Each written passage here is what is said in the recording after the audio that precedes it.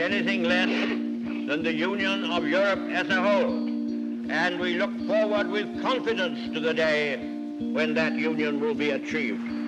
No room for our festival, shall we like brothers toast in song? Our land, the Slovenian people, may God endow with lifetime long. From Stettin in the Baltic to Trieste in the Adriatic, an iron curtain has descended across the continent. Будет только одно знамя развиваться. Знамя дружбы, знамя мира, знамя братства. И это знамя, на нем будет написано коммунистическое общество.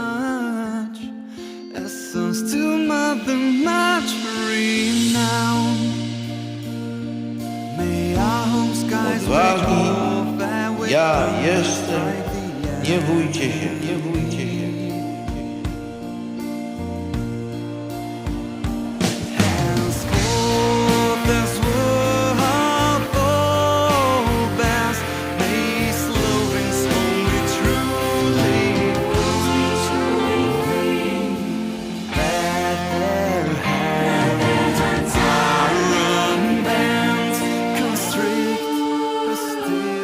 Some parties have said they would like Slovenia to leave Yugoslavia.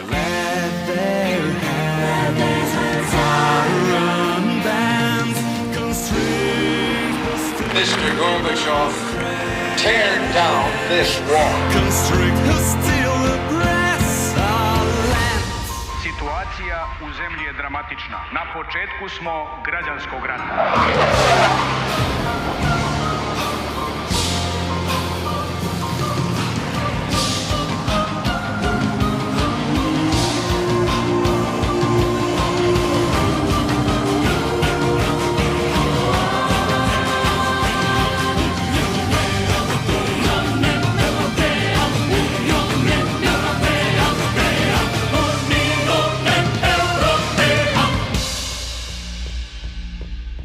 Jugoslavije ni več. Gre za Slovenijo. May unity, joy, blessing return, may we be reconciled. We must never forget that at its origins, the European Union brought together nations emerging from the ruins of the devastating Second World War and united them in a project for peace built on supranational institutions representing the common European interest.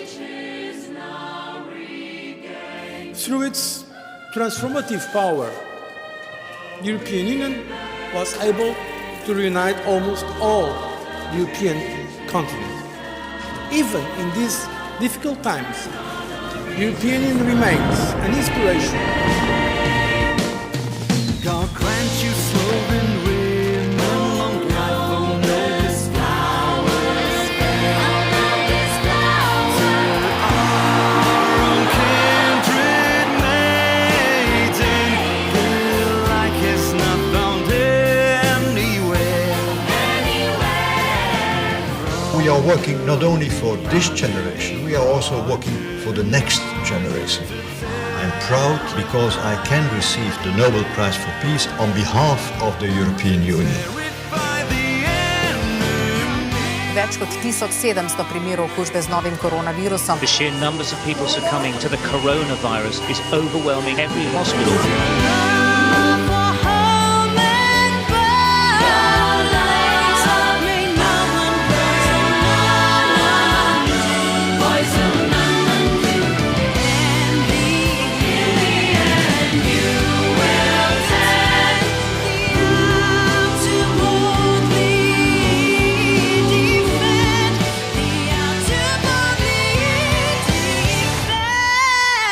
Dragi prijatelji, korajža velja.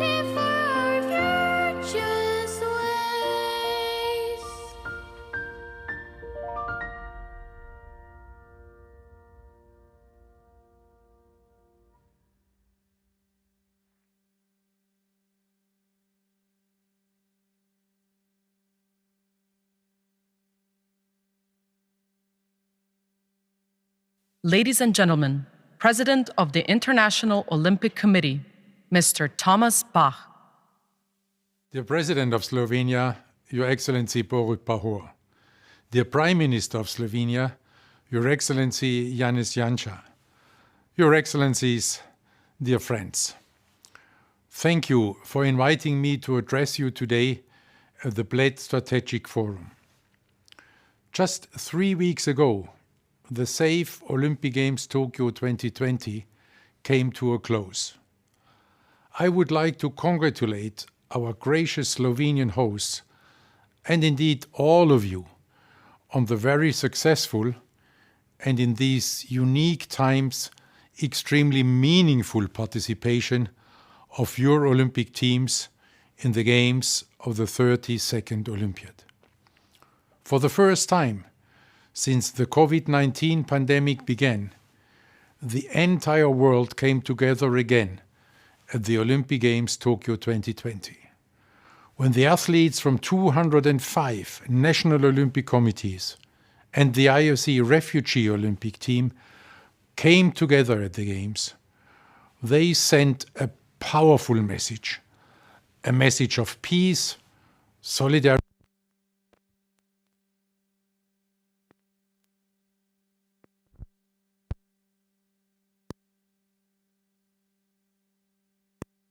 of joy, inspiration, and hope. This is why these Olympic Games give all of us hope and faith in the future after a tiring pandemic period. The IOC and the whole Olympic movement are values-driven. We share with the European Union the values of solidarity and peace. When you discuss in the next 2 days the future of Europe, here at the Bled Strategic Forum, values will guide your debate. The discussion takes place at a very important time when Slovenia holds the presidency of the Council of the European Union. Sport can contribute to the future of Europe in a unique and powerful way. It can continue to play and even increase its positive role in our communities and the European society at large for broader social, educational, and health outcomes. Sport has a great social significance by being the glue which bonds communities together. It is important to emphasize that sport can only make this contribution to society if the specific solidarity-based model of sport is supported by you, the public authorities. This is why we need to strengthen the European sport model and its robust solidarity funding mechanisms. As you discuss the many challenges and opportunities for the future of Europe, I hope that you will take this important role of sport and the European sport model into kind consideration. The post-coronavirus world will need sport and the values of sport.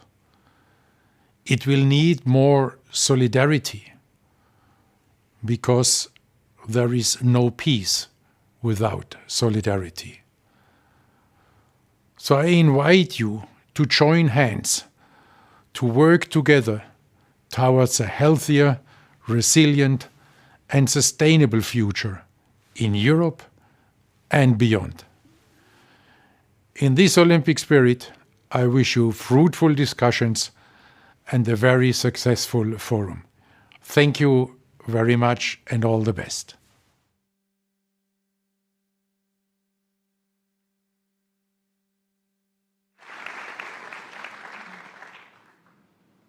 Ladies and gentlemen, the Minister of Foreign Affairs of the Republic of Slovenia, Mr. Anže Logar.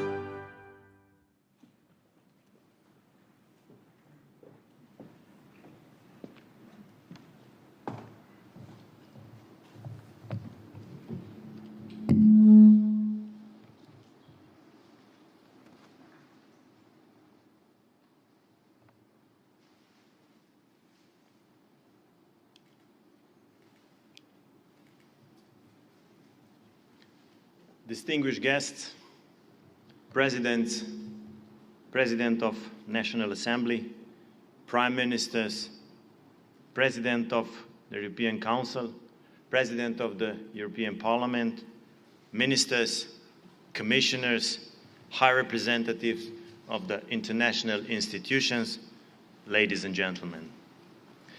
A very well and warm welcome to Slovenia. I'm grateful for your participation in the 16th Bled Strategic Forum.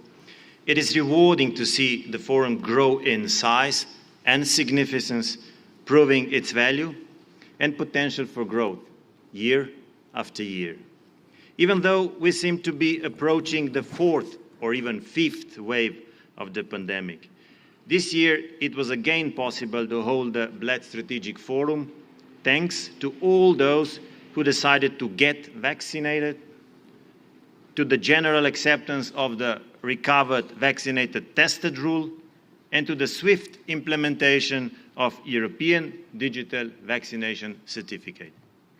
Dear all, this year, the Bled Strategic Forum taking place during the second Slovenian presidency of the Council of the EU.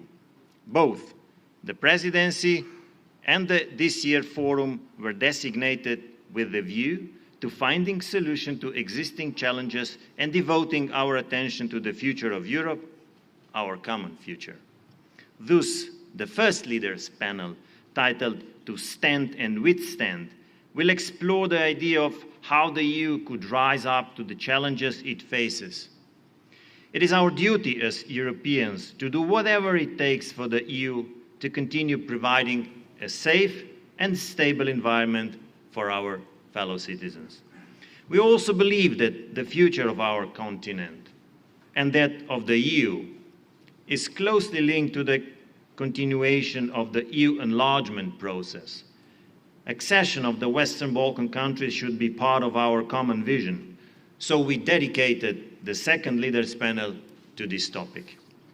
A Spanish philosopher, George Santayana, said, "Those who cannot remember the past are condemned to repeat it." With that in mind, we will benefit from the experience of former leaders talking about the past development in the EU and sharing their advice for our common future. Later parts of the program will feature more debates focusing on current topics such as digitalization, climate change, economic growth, diversity, common values, and building strategic partnership with Indo-Pacific and transatlantic cooperation.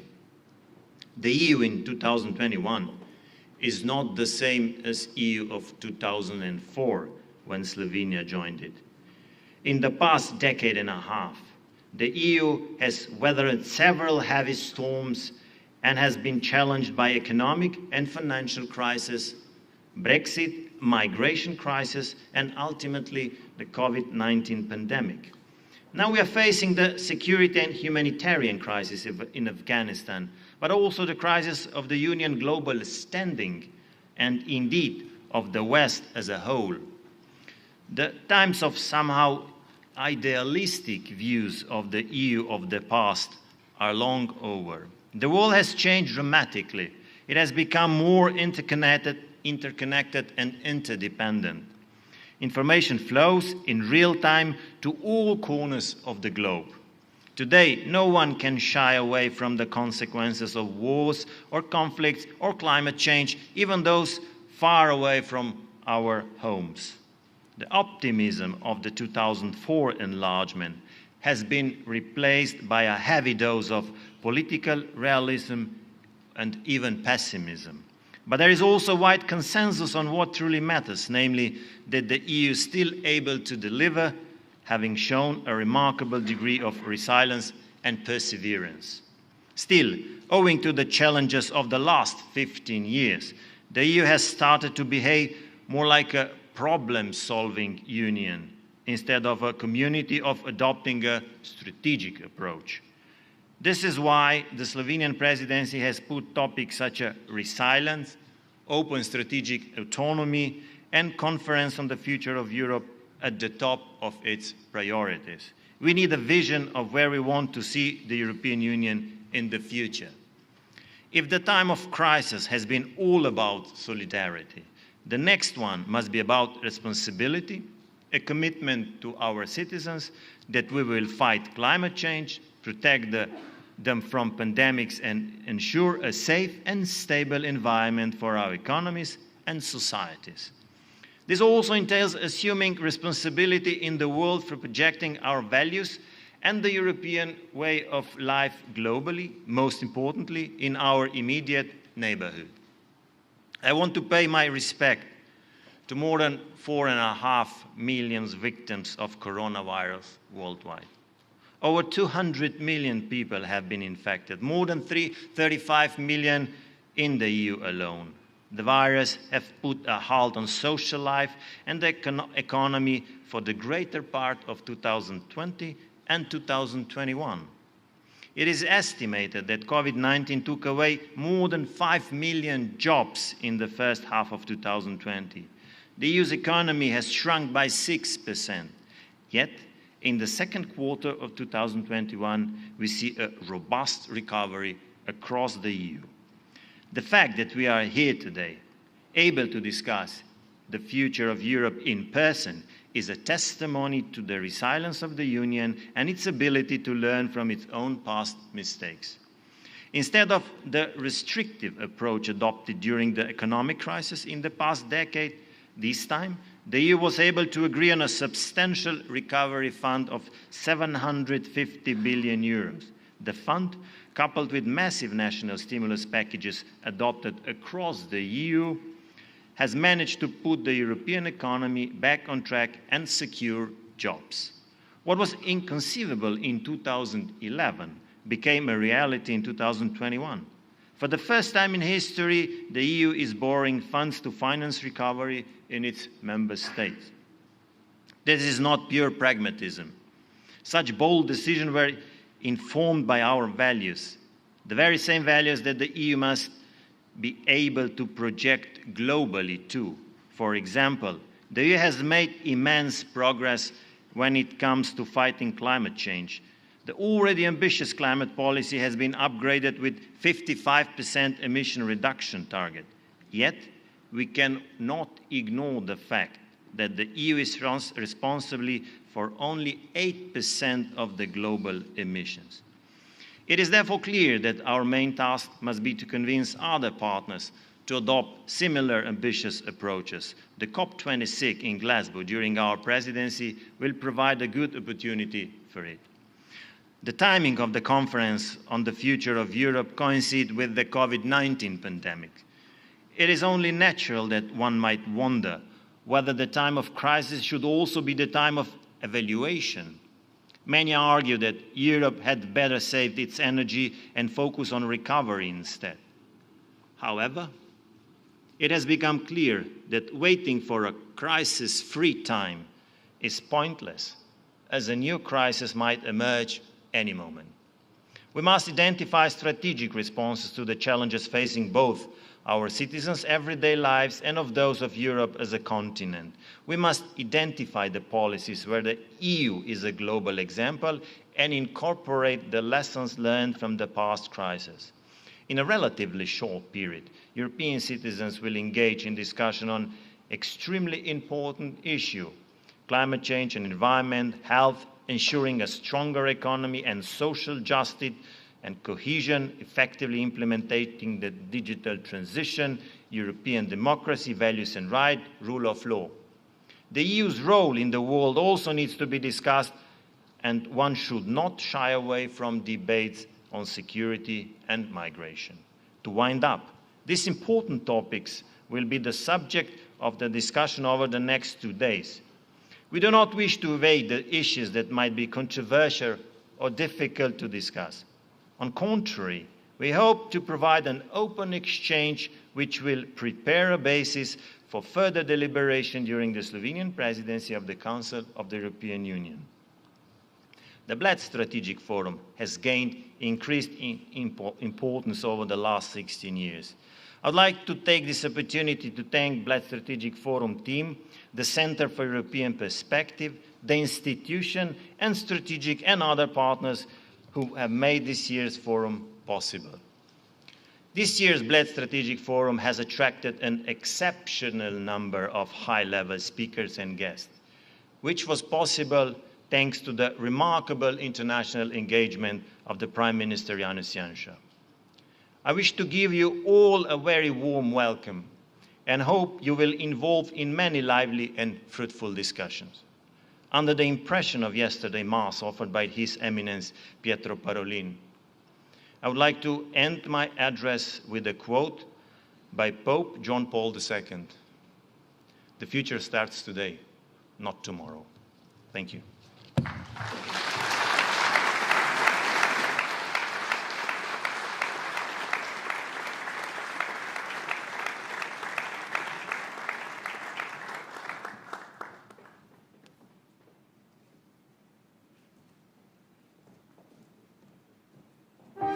Ladies and gentlemen, President of the European Council, Mr. Charles Michel.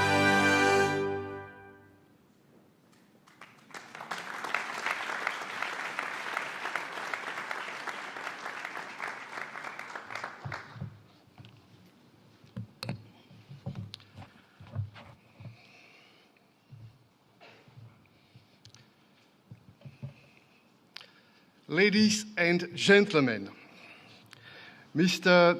President of Slovenia, dear Prime Minister of Slovenia, Excellencies, it's a great pleasure to be in Bled today, and this forum is a key event for European debate, and thank you, dear Prime Minister and the Slovenian Presidency, for giving it its weight this year, a few months after the launch, dear David, of the Conference on the Future of Europe. A European future which is inconceivable without the Western Balkans, and with whom we will be holding a summit in 1 month's time here in Slovenia. And that's why I'm so pleased to see many of our friends who are leaders of those countries. Excellencies, dear friends, talking about the future of Europe can mean talking about what the EU should be in the not too distant future, its composition, its relationship with the entire European geographic area. It can mean also talking about how it's organized and how it works. It can also mean contemplating how our union should involve more our citizens. These are questions behind this conference on the future of Europe. The European future I wish to discuss is our project of values, freedoms, our project of prosperity, and our project of influence. European integration began with the coal and steel community, a project for economic prosperity. And Jean Monnet said from the outset, Europe will not be made all at once, but through concrete achievements which first create a de facto solidarity.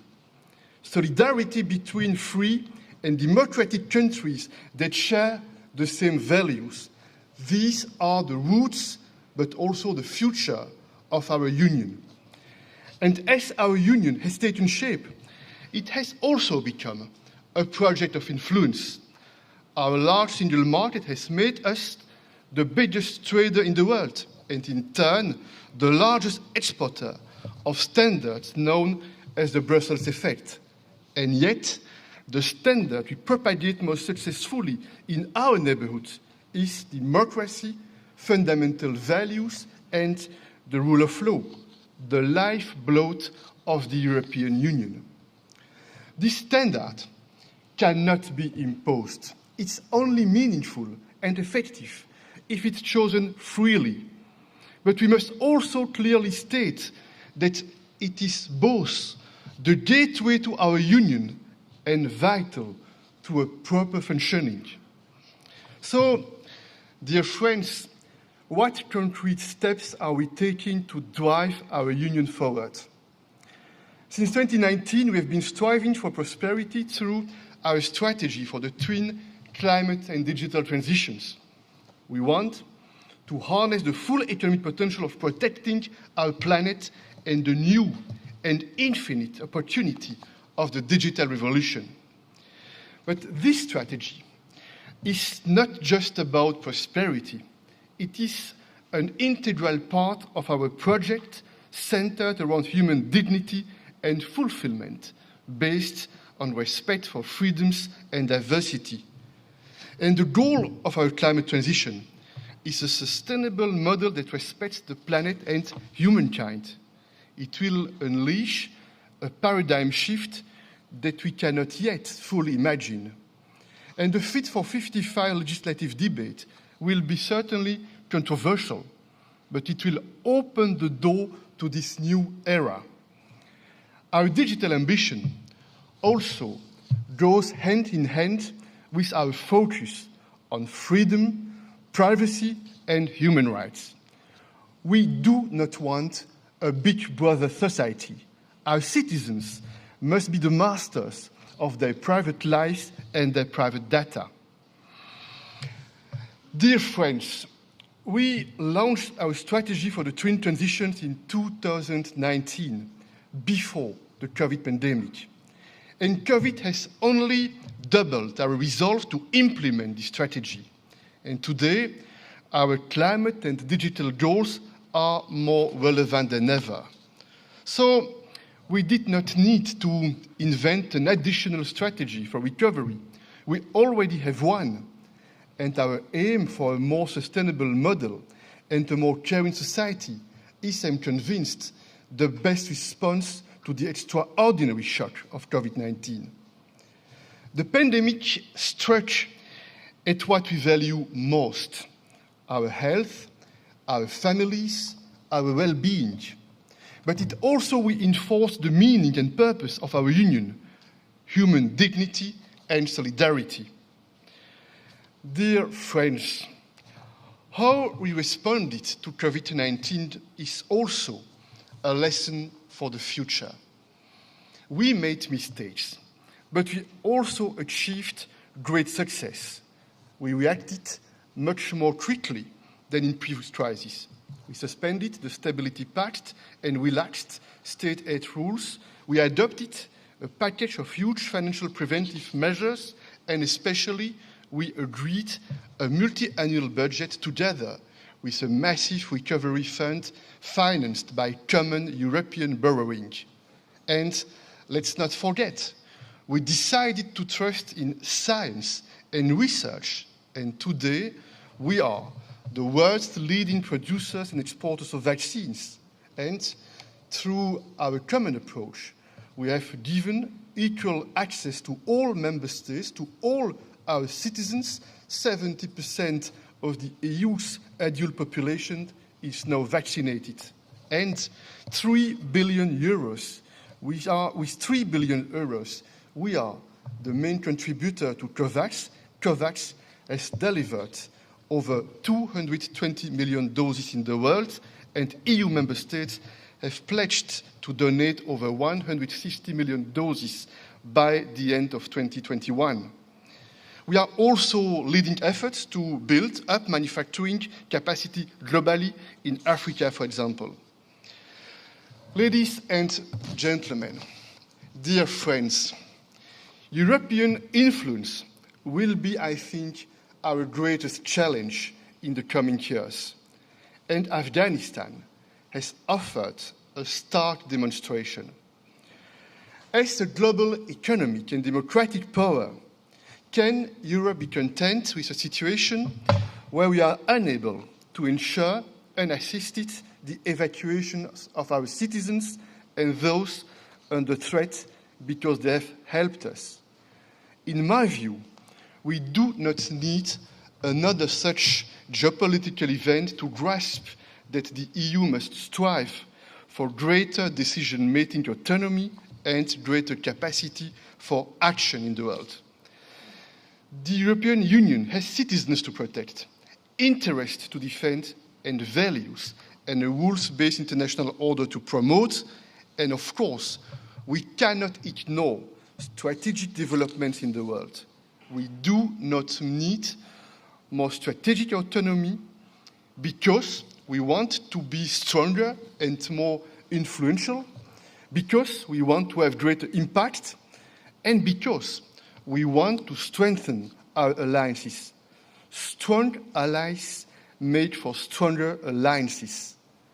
The world has become more interdependent, but while interdependence is a good thing, dependence is not. And working on our strategic autonomy to exert greater influence requires work in 3 areas. First, bolstering our economic power. And for this, we must strengthen the single market and we must complete the banking union and the capital market union. Those topics will be on the agenda of our Euro Summit in December. Second point, reinforcing our neighborhoods, and that means prioritizing the Western Balkans, the Eastern Partnership, and a major alliance with Africa. And connectivity should be a pillar of our engagement. Connectivity is not just infrastructure and networks. It encompasses a wide range of ventures and policies that bring people and societies closer together. We must shape and brand our own connectivity offer to neighbors and other like-minded partners. It should be anchored in our values and based on our extraordinary capacities, the financial resources, our reputation, our credibility, and of course, our regulatory power. Third point, we must reflect openly and clear-eyed on a new stage in collective security and defense capabilities, especially in the wake of the Afghan crisis. Ladies and gentlemen, our European Union is a project of values, prosperity, and influence. And COVID will not slow us down. On the contrary, it will galvanize our determination to innovate and to take bold decisions.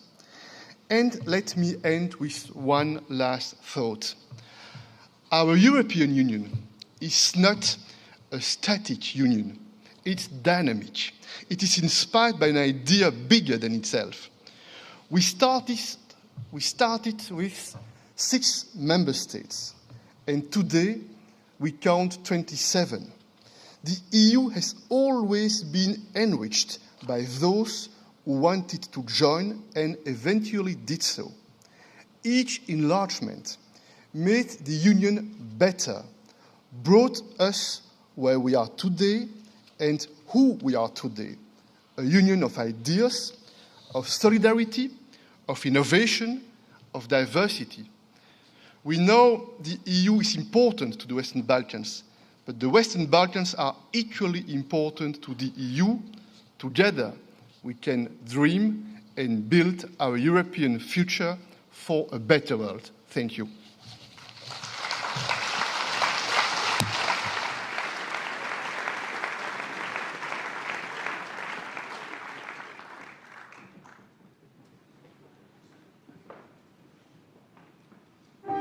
Ladies and gentlemen, the Prime Minister of the Republic of Slovenia, Mr. Janez Janša.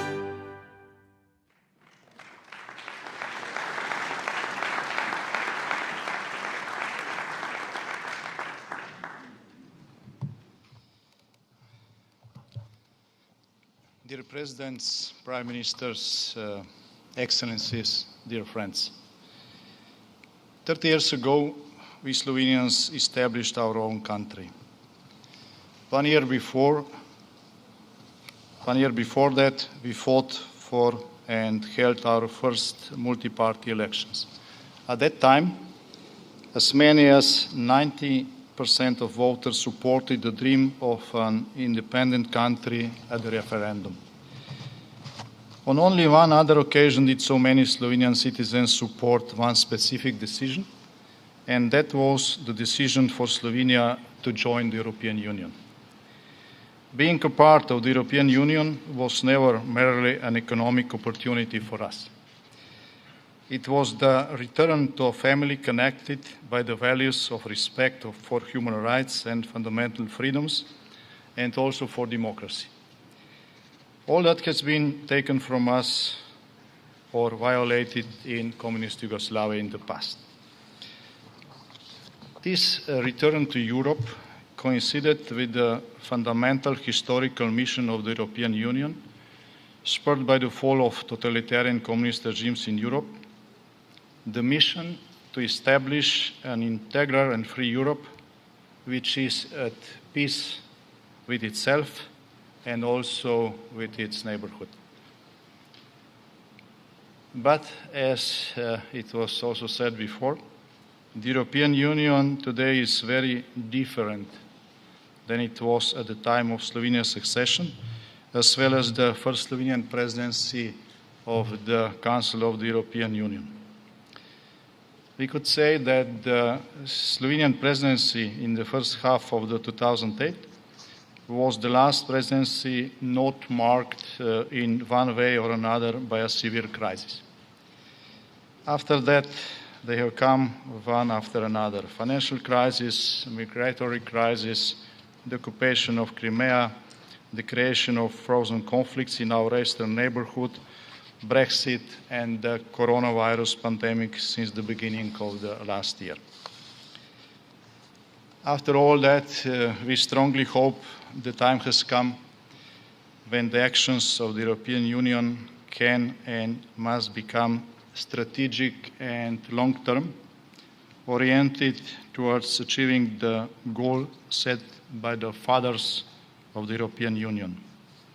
A Europe that is free, whole, and at peace with itself and its neighborhood.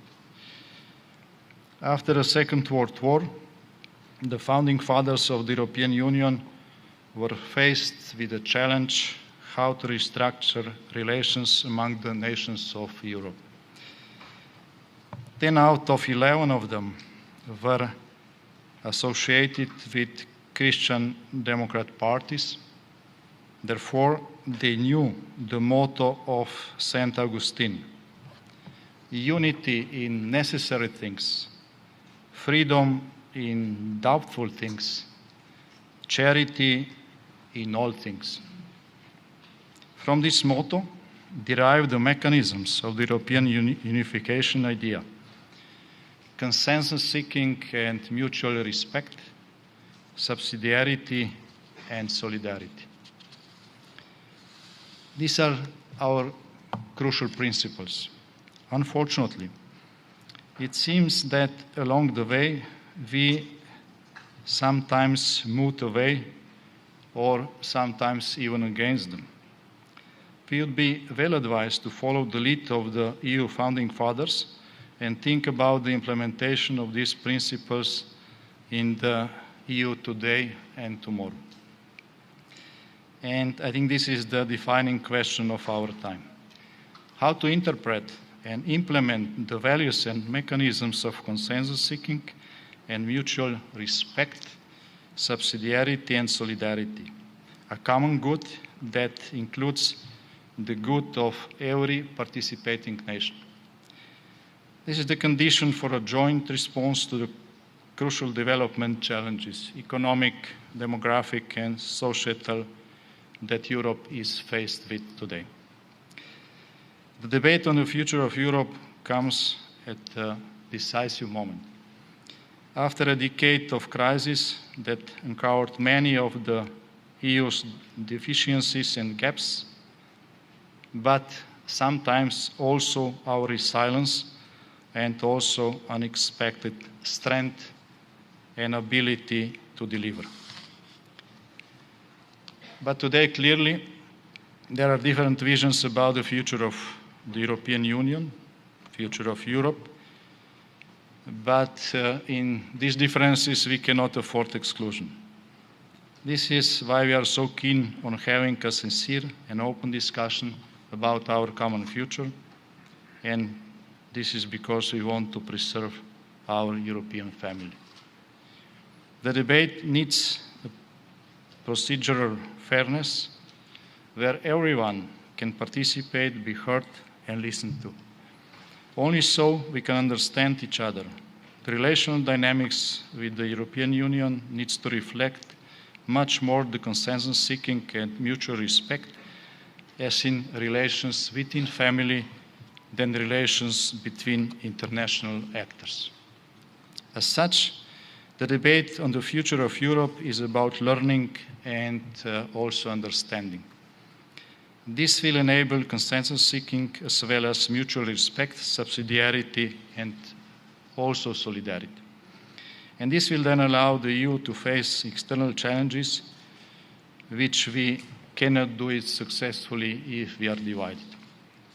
The COVID pandemic unmasked again the so far latent tensions in the international system, and this is a struggle for global governance. The EU has been at the forefront of this struggle, but unfortunately, not always as an actor, but also as a stage for that struggle.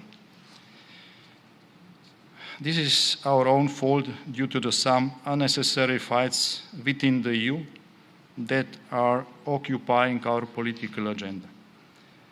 Necessary crucial conditions of a good strategy are historical sensibility and a moral compass. Hence, relying only on the normative power of the EU will not be enough. Thus, the debate on the future of Europe is foremost a discussion about who we are, about understanding the logos, pathos, and ethos of European nations. This will also enable us to broaden the strategic horizon of the European Union's foreign policy. The main challenge of European unification is to assure unity while preserving diversity.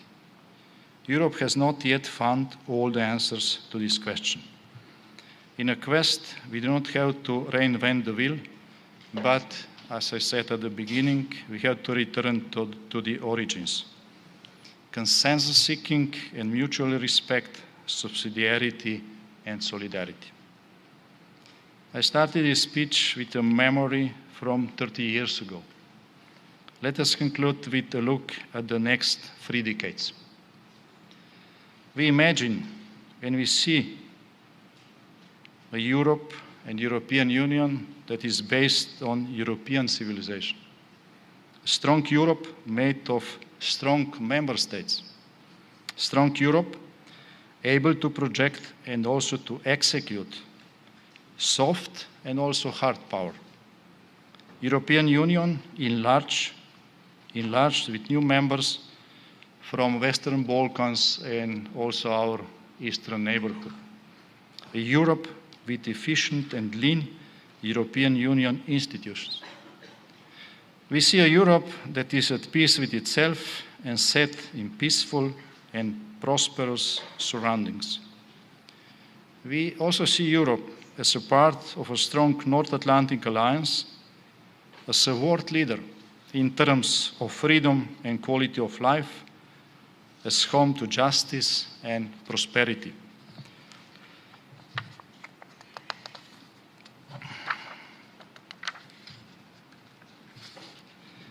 We also see Europe as a place of dynamic and free expression of opinions, cooperation, high standards in terms of respect for human rights and fundamental freedoms, and in terms of the rule of law, which is based on equal standards for all and on the cooperation of democratic institutions which are elected by the people.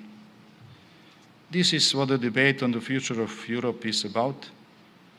How do we get there? To a Europe whole and free and at peace with itself. I am confident that this debate can deliver, and thank you to all of you who came to Bled Strategic Forum to help us achieving this goal. Thank you very much.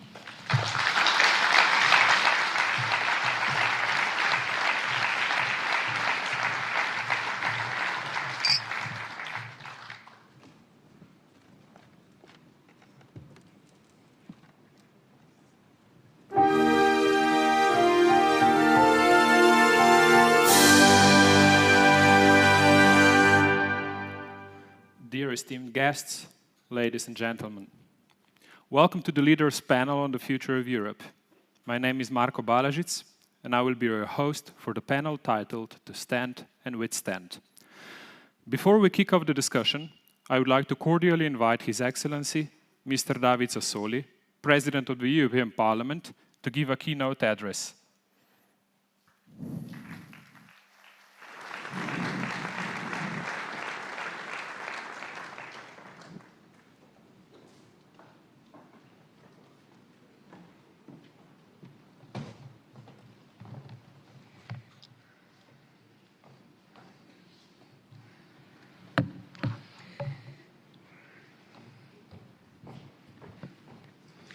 Buongiorno.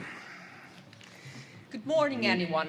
Caro saluto al Presidente della Repubblica, al signor Primo Ministro, a Prime tutti Minister, i primi ministri, alle Prime Ministers, eccellenze, Excellencies, ai cari amici che President of sono the presenti Republic, dear friends, in questo forum così importante. all of you here in this important forum. La Presidenza slovena per Let me aver thank organizzato you and thank the un Slovenian presidency because they luogo di organized incontro e di confronto fra this noi. meeting, this debate.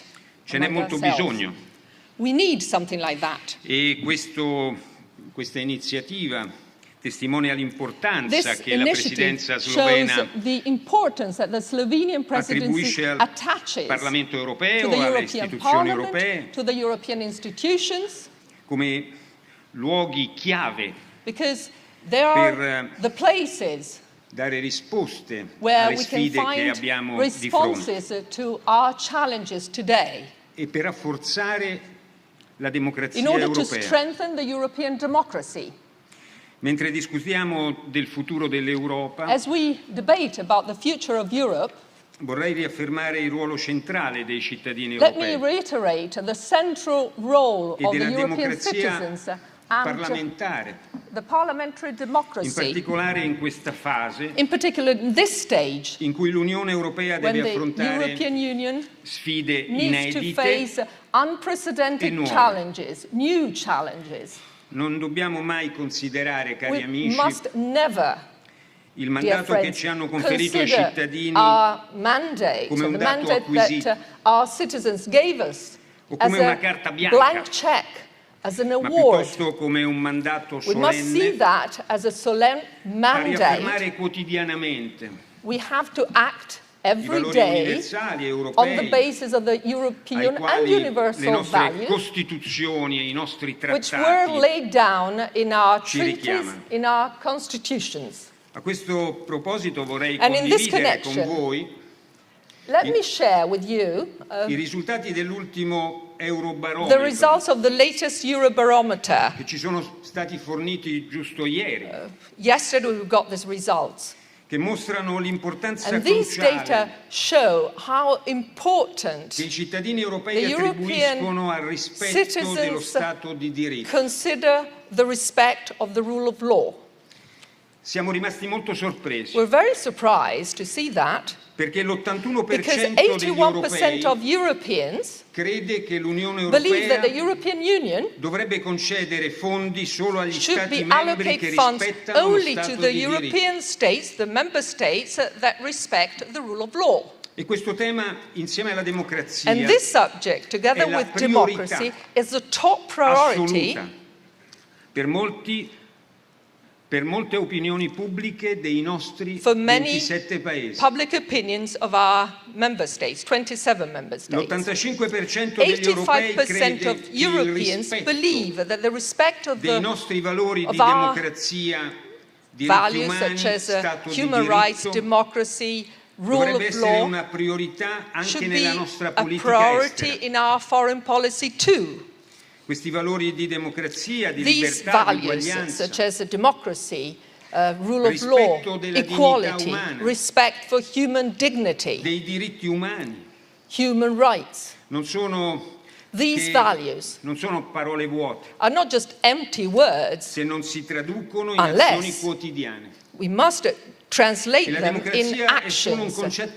Democracy is only a theoretical concept, notion, unless it brings tangible benefits to our citizens, solutions to the challenges that we're facing, women, men, unless it creates the conditions whereby they can enjoy freedom, fundamental rights, more equality and dignity. The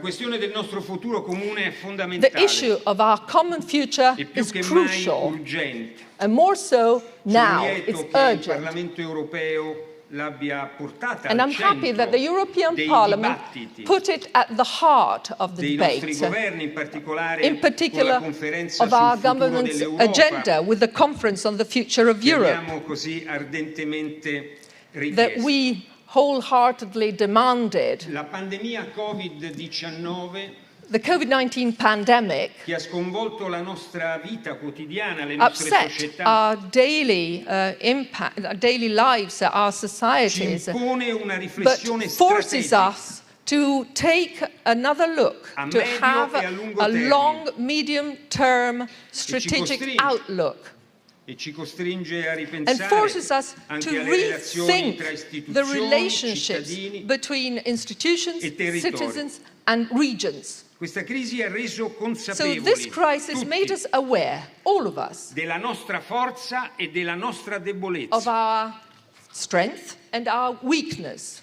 Sappiamo dove possiamo essere efficienti, we know where we are efficient, ma sappiamo anche dove dobbiamo migliorare. Where we must do better.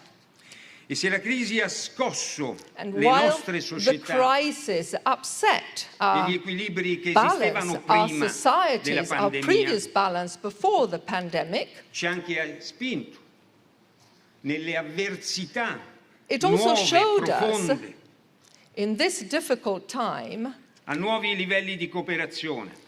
It showed us new levels of cooperation. E a una solidarietà europea senza precedenti. European solidarity, an unprecedented one. Abbiamo capito tutti. So all of us, we all understood that when we're faced with a pandemic, COVID-19, era conveniente la solidarietà. Solidarity was convenient. Oggi abbiamo bisogno Today we need che tutti gli sforzi che sono stati fatti in questo periodo così difficile that were made in such a difficult time diventino la nuova politica economica dell'Europa. To become the new economic policy in Europe. Dobbiamo portare la nostra ambizione. So our level of ambition a segnare con questo tempo e con le risposte che tutti e 27 i paesi given responses con le nostre istituzioni all hanno together, dato institutions, 27 member states, a favorire strumenti permanenti to acquire permanent instruments di solidarietà based on solidarity.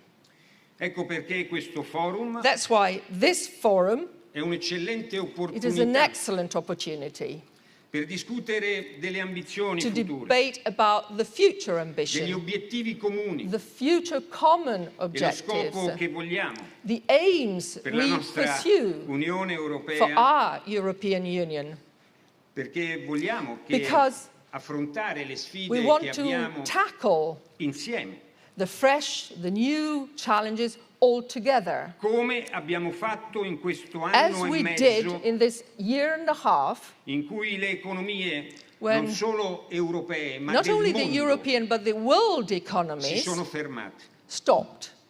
Sono convinto che dobbiamo I'm convinced rafforzare la that we must nostra coesione. strengthen our cohesion. E sono convinto And I'm also anche che convinced l'Europa debba that continuare Europe a riaffermare nel mondo must i propri valori, re-establish and reconfirm che fanno its parte own della nostra values identità. that are part of our identity.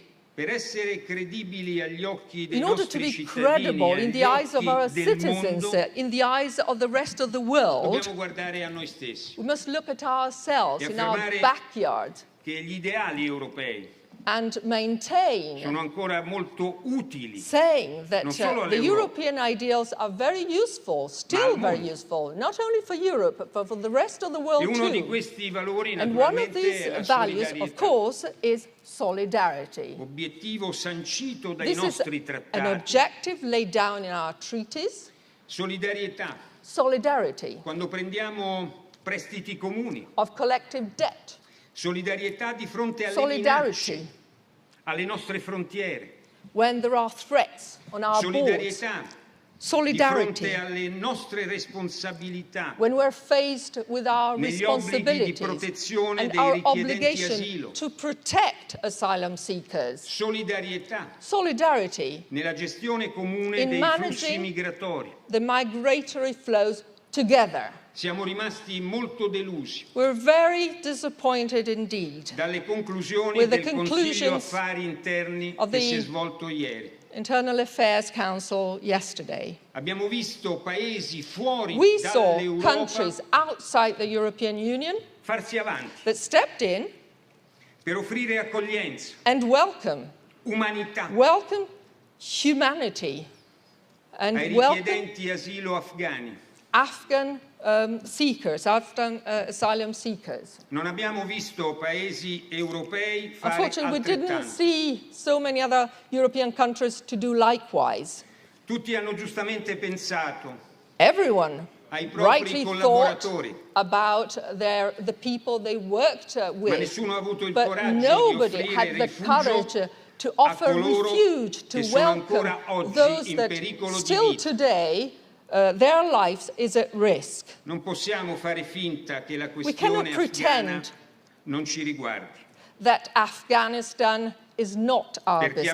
abbiamo partecipato a quella Because we missione participated in that mission. condividendone obiettivi They e shared finalità. its objectives, the whole activity. Abbiamo bisogno di una What voce we need europea is a forte e strong comune and common European voice sulla scena internazionale. on the international scene.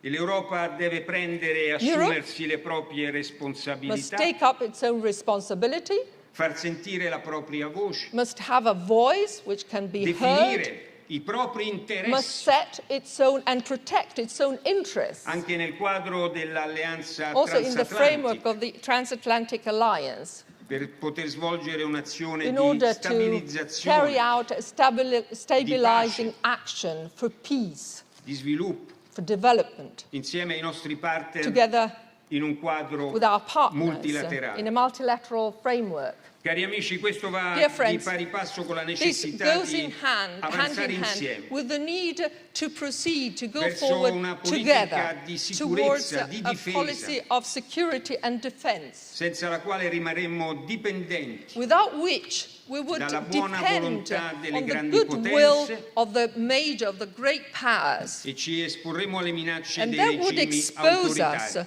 to threats of the authoritarian regimes. Nei giorni scorsi ho The visitato last i few days paesi I went del Baltico to the Baltic states.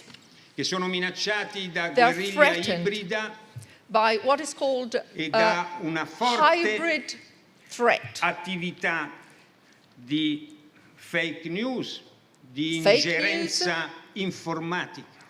Digital interference. Noi siamo vicini ai nostri paesi, dobbiamo We stand proteggere close to our i nostri countries. We must confini, protect our borders. ma per fare questo But abbiamo bisogno to do so, di sviluppare una politica we need di to difesa establish comune a common defense policy che dal 1953 aspetta una risposta. which has had no answer since 1953. Ma se non lo facciamo But oggi, if we don't do that now, quando lo faremo? when? Una vera Europa A geopolitica genuine geopolitical dovrebbe iniziare alle Europe nostre frontiere, should be started on our borders, con i nostri partner, with our partners, con i nostri amici più with our vicini. closer friends. Penso in particolare And here I'm thinking particularly ai of Balcani occidentali, the Western Balkans, da Tirana a Belgrado, from Tirana to da Belgrade, Skopje a from Skopje Sarajevo, to Sarajevo, da Pristina a from Podgorica, Pristina to Podgorica, I paesi dei Balcani The Western occidentali Balkan countries fanno parte della are nostra part storia of our history. e condividiamo And insieme a loro we una share identità with them comune. a common identity. Per questo That's dobbiamo why essere pronti a we must be impegnarci ready to commit ourselves nel processo di adesione, in the accession process. perché sia rivisto, perché Because we must non review faccia this aspettare process. We decenni can't keep ad countries opinioni pubbliche and che public vogliono opinions entrare waiting nella for nostra famiglia decades. europea. They want to join our European family. Qualsiasi ritardo rischia di fare Any il delay gioco di altri, can play into the hands of other players. anche il gioco dei nostri avversari. And also our adversaries. Avere un continente stabile, So a stable continent, pacifico, a peaceful one, a democratico, democratic continent, porterebbe immensi benefici might bring immense a tutti i benefits cittadini to europei. all the European citizens. E la storia della Slovenia lo And the history dimostra of Slovenia shows that. nel successo che ha avuto. Because of the success È that giunto it il reached. momento di iniettare It nuova is now the energia nel time to inject processo di new allargamento. energy in the enlargement process. Sono convinto che la I'm presidenza convinced that the slovena sarà Slovenian una voce presidency importante will contribute, will nel play portare an avanti la important questione role nei to prossimi bring forward mesi. this issue in the next few months. Cari amici, spero che Dear friends, questo I forum hope that this strategico forum, di the Bled, strategic forum in Bled, darà un contributo will sostanziale give alla nostra a riflessione substantial contribution to our debate, to our reflection, in un momento difficile at a difficult time della nostra storia, of our history. ma anche un momento di grandi opportunità. But it is also a time of great opportunities. Alla fine di questa At the giornata end e di questa of today, conferenza, of this conference, spero che tradurremo le I nostre do idee hope that we will le nostre match ambizioni our ambitions, our in azioni e ideas riforme, with reforms and perché questo è actions. l'unico Because terreno that su cui noi is saremo exactly giudicati where we will be judged dai nostri by cittadini our citizens e domani anche and dalla tomorrow storia. also Grazie. by history. Thank you.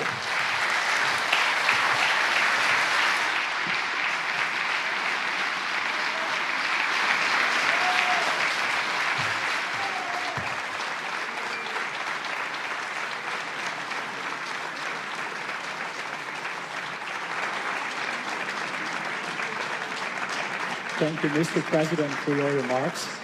I'm inviting all the excellencies to join me on stage. Please.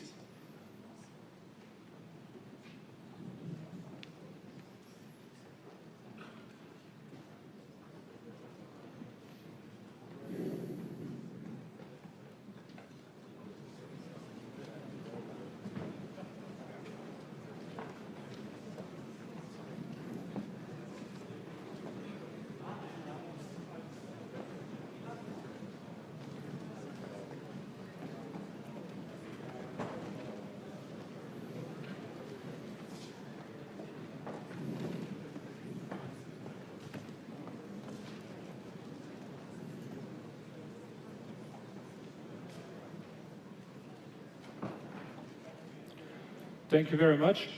To kick off this debate, I'm going to give a brief introduction. If you want to tell a story of Europe, we have to bring an understanding of critical times in current developments within the European Union and discuss their long-standing consequences first. Despite the EU has been recognized as the greatest peace project in history, a current political narrative that focuses on so-called design flaws of the European model often prevails. How did we come from the model of unity in diversity, basically functioning subsidiarity, to the question of survival, to stand and withstand? Does the pessimistic narrative signal the EU has outgrown itself, or is there a common consensus among the member states on areas of cooperation? Moreover, are those areas of cooperation purely based on pragmatic trade interests, or should we build upon values, principles, and traditions? Leaders will be invited to share their view on Europe's biggest challenges, priorities, and brainstorm the kind of future they want for the EU. Before we start, we have to set some ground rules. I strive to get a critical conversation that allows participation by all members. Please limit your answers to 2 minutes. You will see the time on the monitor. I'm going to allow short replies by other guests as well. I will imply 2-finger rule, so please wave me and I will give you the word, but please be brief. We are really short on time, and if you want to get the most out of the debate, let's be brief. Regarding audience questions, I have a tablet on me where the audience could ask questions over social media. Use hashtag BSF2021. I will select those accordingly when needed. So, to launch the debate, to set a frame, let's start with the question, what is the purpose of politics? This is a quick fire round, no more than 30 seconds, and I will start with the lady in the room, Ms. Šuica. Please.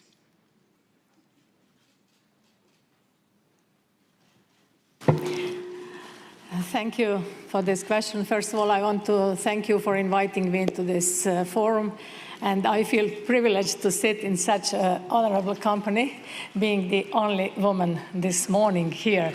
As you know, I'm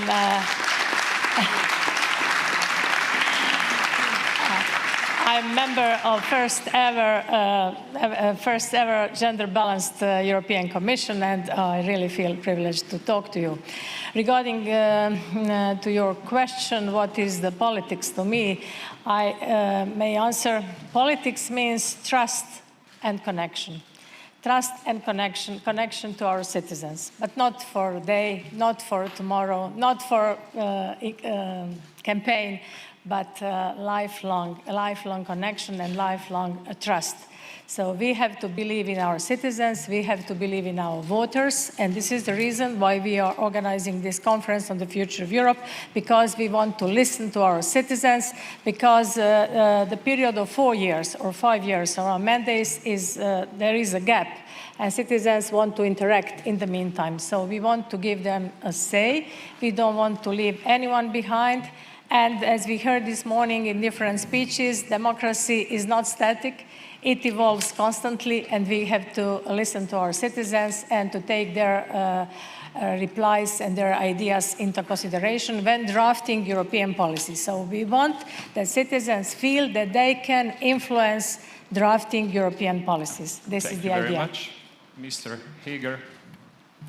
Thank you very much also for the invitation. And very briefly, I think in a democratic society, in a democratic countries, politics is about serving the people and bringing solutions to make their life better, to provide quality services, and that involves a lot of activities, starting with networking, working with the people, with the experts, etc. But in general, I think it's about serving. Thank you. Mr. Orban. What is politics to you? Speaking not on philosophical level, but practically as a leader, may I say that politics in the Hungarian understanding is a job for the leaders to help the people, our nation, to prepare for the future. Thank you. So therefore it means that we have to understand what this future will look like. Second, what kind of instruments we have had, what kind of instruments we don't have, and how we can get it. So to help to prepare your nation for the future. Thank you. Mr. Babiš.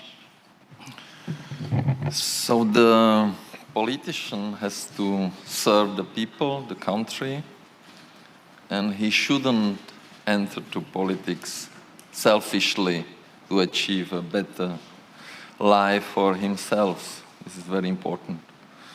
And the role of the good politician must be driven by endless desire to create a better life for all citizens of the country, combined with the human quality of understanding of people, of their life, of their needs.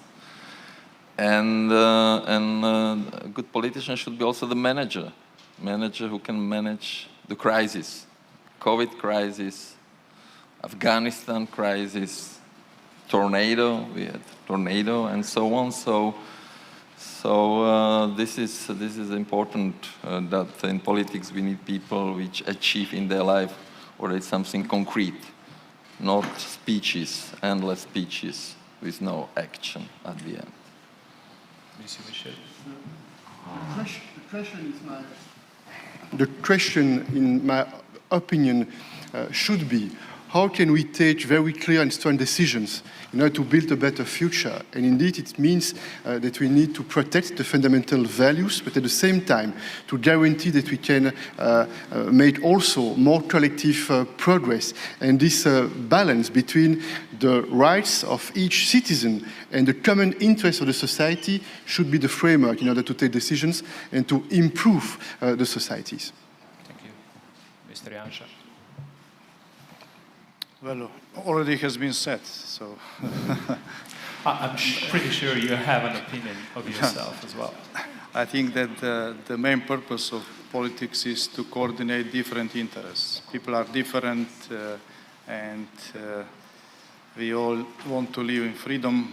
And but for the society to develop, it is necessary to coordinate different interests. And the main purpose of politics is to do it. For the politician, I think the main purpose in politics is to speak truth and to deliver what he or she promised. Thank you. Mr. Sassoli. Noi abbiamo ereditato una grande storia. Inherited a great history. Una storia fatta di grandi sofferenze. Made up of major suffering too. Perché la democrazia non è scesa dal cielo. Didn't fall down from the sky. E noi abbiamo il dovere di custodire. So we have the duty to protect questo processo di pace, di democrazia e di libertà. Of peace, democracy and freedom. Naturalmente and of course, abbiamo anche la necessità we also need to di rendere il nostro sistema democratico più efficiente. Our democratic system more efficient. Perché sappia rispondere con più efficacia. Must have more quicker and prompter responses. Ai problemi delle nostre opinioni pubbliche. To the problems of our societies. Quindi abbiamo una grande responsabilità sulle nostre spalle. On our shoulders we bear a heavy responsibility. Perché questa storia di 70 anni di pace, di cooperazione e di libertà, and freedom, non possiamo permetterci di tradirla. Does not allow us to betray it. Thank you. Mr. Plenković. First of all, thank you very much for the invitation, Janez, and all the Slovenian hosts and friends for organizing another Bled Strategic Forum. Politics for me is, first of all, engagement, it's responsibility, it is the values and the convictions that we share, that we bring in before the public and before our citizens. Then it's the program and its delivery. I will just emphasize that this job today, given that we live in the globalized world and in the age of internet, has altered substantially. It is also a matter of endurance, it's a matter of reaction, and it's a matter of trying to advocate what is fact and what is fake. This is what we are very much faced with and often today. And I think this will be the biggest challenge for democracy. And then when it comes to Europe, I think we should all be winning our European battles at home. If we do that, then Europe will do fine. Thank you. Mr. Mitsotakis. Politics for me is being both a manager and a leader at the same time. We're constant problem solvers, and we need to address crises, small and big ones. At the end of the day, we need to deliver results. That's what citizens expect from us. Being a leader means, first of all, speaking the truth and occasionally taking unpopular decisions. We are in this job because we have to take decisions that many others would not want to take because they fear that they would suffer politically if they do so. So being able to distinguish between what is important and what is less important, looking at the short-term future, but also balancing long-term strategic requirements, that is the job of a politician today.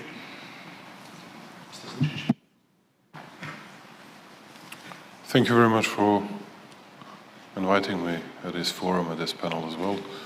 And, well, politics means vision. Politics means ideas and fulfillment of someone's proclaimed aims. And I also believe that politics is not flattering the people, it's not about flattering the people and following the polls. It's about bringing up courageous decisions and decisions that most of the people would never bring up. And I also think that our job is, of course, to serving the people, to serving the nation, the countries, and well, people are here to assess it, to estimate it properly. That's it. I'm not a Leibniz and Schopenhauer to do it in a more philosophical way. I am not a politician, but I would like, first of all, to thank the Slovenian authorities for this invitation. I am very glad that the whole EC is here. He can add his voice on the future of Europe. What is politics? I would like to say what somebody has already said.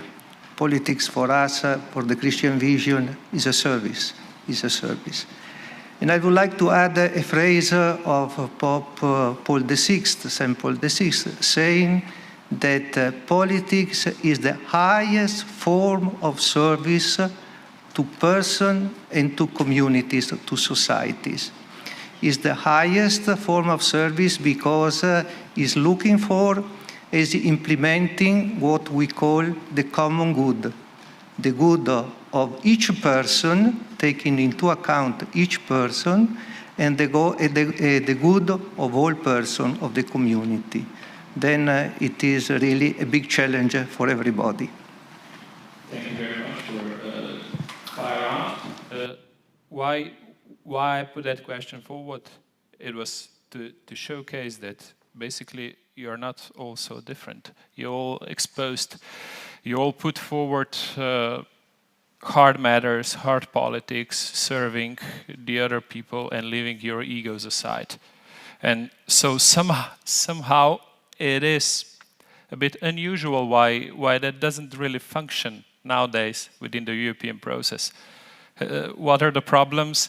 Because we get this feeling that ego is first and foremost the biggest elephant in the room. But now you all describe that it should be hard decisions, making good for the people. So there is a bit of a discrepancy here. And that's why I wanted to showcase that actually European Union could work together, but the question is how. To address the other elephant in the room, the Mr. Sassoli's speech stirred some voices in the public, especially in the first row. Would anyone like to comment on his speech, what he said?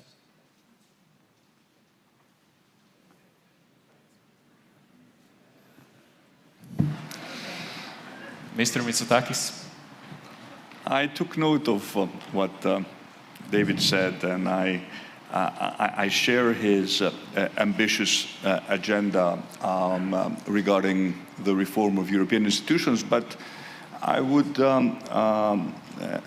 politely disagree with his assessment regarding the decision taken yesterday by the European Council at the level of the ministers regarding Afghanistan. What we said was very clear that we do not want a repeat of the uncontrolled and unregulated massive migration flows that we experienced in 2015. And I stand by that decision as a country that was a victim of a policy which ended up highlighting significant failures of European institutions, because we have not yet been able to agree on a common migration and refugee pact. But we have agreed that we need to protect our borders. We need to do it in a disciplined and principled manner with full respect to international law. But we should also acknowledge, as Europe and as European institutions, that we need to learn from our mistakes. and I think what happened in 2015 was a mistake. We acknowledge it openly. We address the need to support refugees closer to the source of the problem, which is Afghanistan, and we're sending a very, very clear signal to smugglers and those who exploit human pain and desperation that they cannot repeat what they have been doing systematically for the past years. So allow me, David, to disagree with this aspect of your speech. Would you like a reply?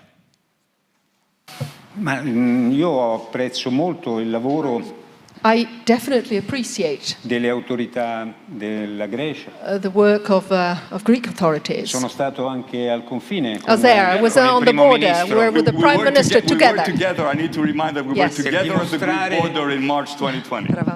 Esatto. Yeah, we worked together. Exactly. We worked together on the border because we wanted to show that the European space and the European borders of Greece difesi must e be sono defended, un must be bene comune protected, and dell'Europa. are a common good of Europe. E per dire anche un'altra cosa, And let me tell you something else. che nessun paese può essere lasciato da solo rispetto can be left behind on alla its propria own posizione geografica because of its specific geographical position. In relazione alle sfide dell'immigrazione. When this country is faced with challenges such as migration. Non deve essere lasciata da sola la Grecia. Greece must not be left alone. Tutti i paesi del Mediterraneo. Neither the other Mediterranean countries I paesi must be della left nostra behind. frontiera orientale e baltica. The eastern border and Baltic states neither. Ed è per questo That's why. che abbiamo bisogno di una That's why politica we need dell'immigrazione e dell'asilo a migration europea. and asylum policy at European level. Però c'è un problema. But there's a problem here. Che mentre il Parlamento europeo While chiede the European Parliament che si superi il meccanismo di Dublino is asking to go beyond the e Dublin che mechanism. chi arriva in Grecia Therefore, people that reach arriva in Greece Europa, basically reach Europe. e gli Stati membri, The member i states, governi, the governments, non dotano le istituzioni europee di don't potere per equip poterlo the fare. European Union with powers to do so, to act. E allora qui c'è una domanda. And so this begs the question, Come pensano gli Stati how can the nazionali national states, se non dotano l'Unione Europea di nuove competenze, if the European Union has no more power, di affrontare da how can soli they believe they can face i problemi dell'immigrazione the e challenge of dell'asilo? migration and asylum on their own? Questa è una domanda So that's the a question. cui tutti gli Stati membri dovrebbero rispondere question con that verità. all the member states should reply in truth. Okay, thank you very much. This has been a great setting for another question, which I will pose to Mr. Michel. You hold the position of the President of the European Council. What is your guidance when defining this very same agenda that was described earlier? What do you believe should be on the future European agenda? Maybe one word about this exchange of views between our friends Kyriakos and David, because it's very interesting. It shows the institutional reality of this European project with a double legitimacy. On the one hand, you have the legitimacy of the European Parliament with members directly elected in the different member states. On the other hand, you have the national governments, the head of states, the head of governments, and they are responsible day after day with the national parliament, with the domestic press, following what we are deciding at the European level. Point one. Point two, in the next weeks, the next months, we have a very clear agenda. First of one, I'm convinced that we need to work in order to strengthen our strategic autonomy. And it's very concrete. It's not something that would be theoretical.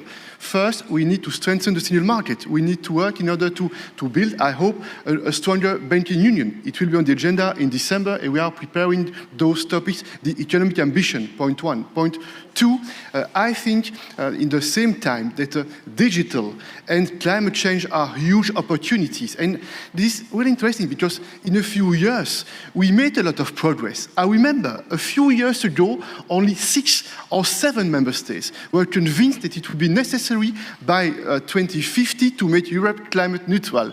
And only in 5 months, we were able to get a consensus on this very strong goal, this very strong ambition.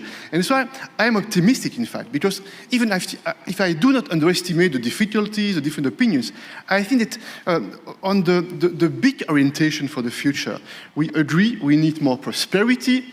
Climate change, digital revolution are very strong tools, point one. We need more security. How is it possible to act more together in order to prevent, in order to be more influential in the world? And of course, the values. I suppose we will come back on those topics because sometimes this is a controversial topic, not on the principles, but on the way we think we need to implement and on the way we think we need to decide how we make Europe a democratic, strong and democratic society.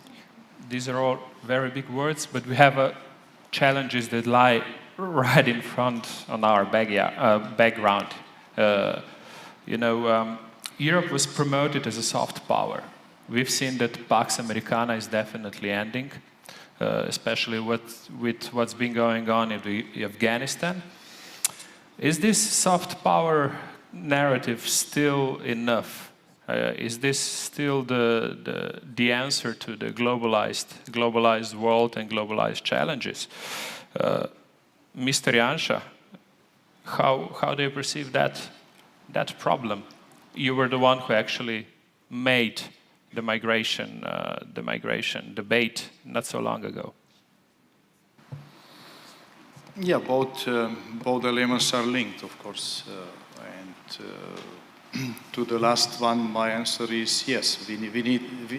Is no. So soft power is not enough. We also need hard power. It's obvious. So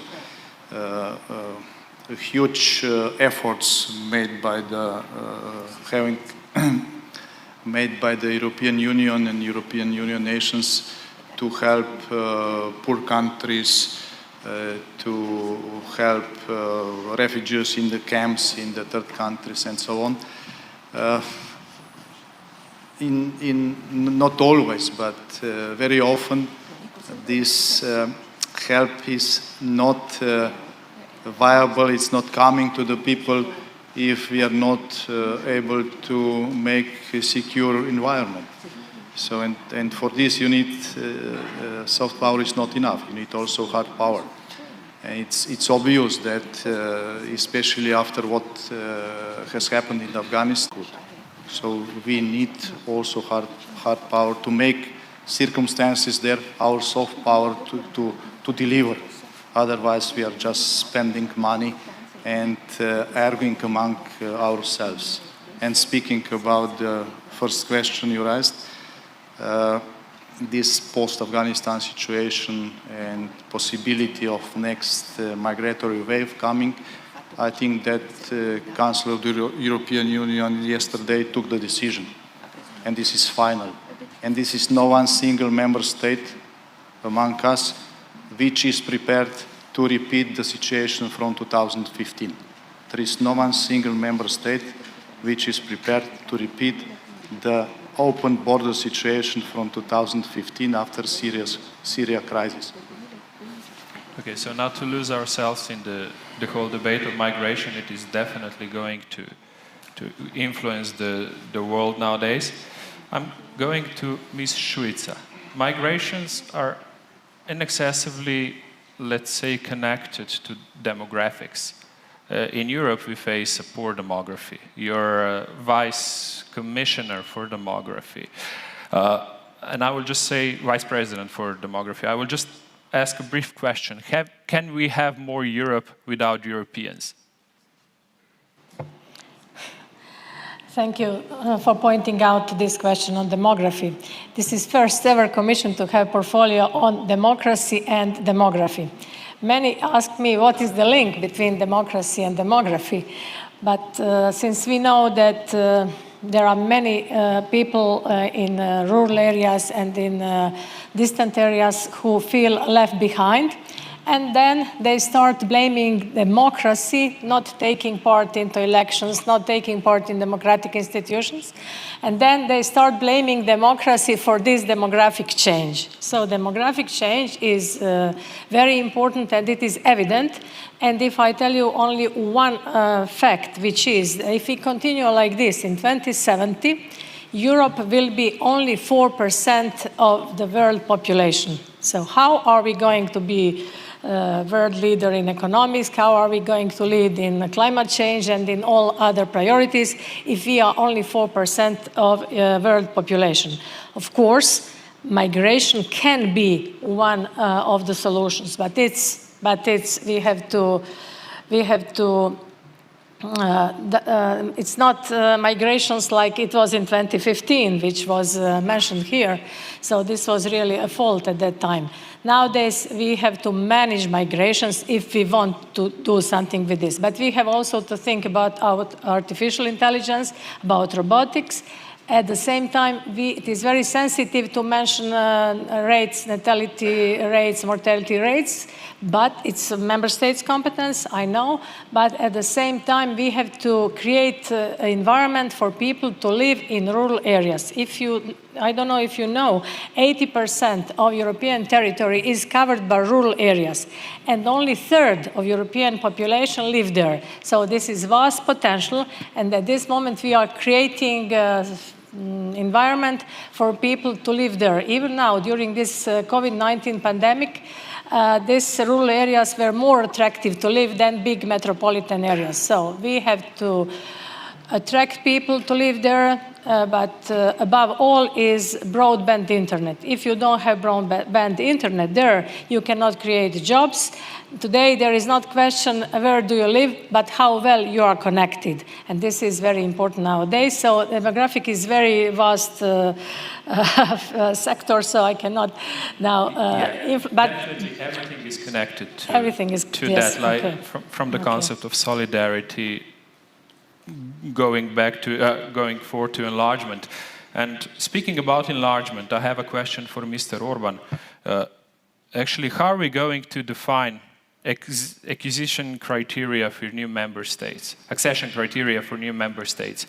Are those going to be rule-based or value-based? May I have a remark on migration also? Sure, of course.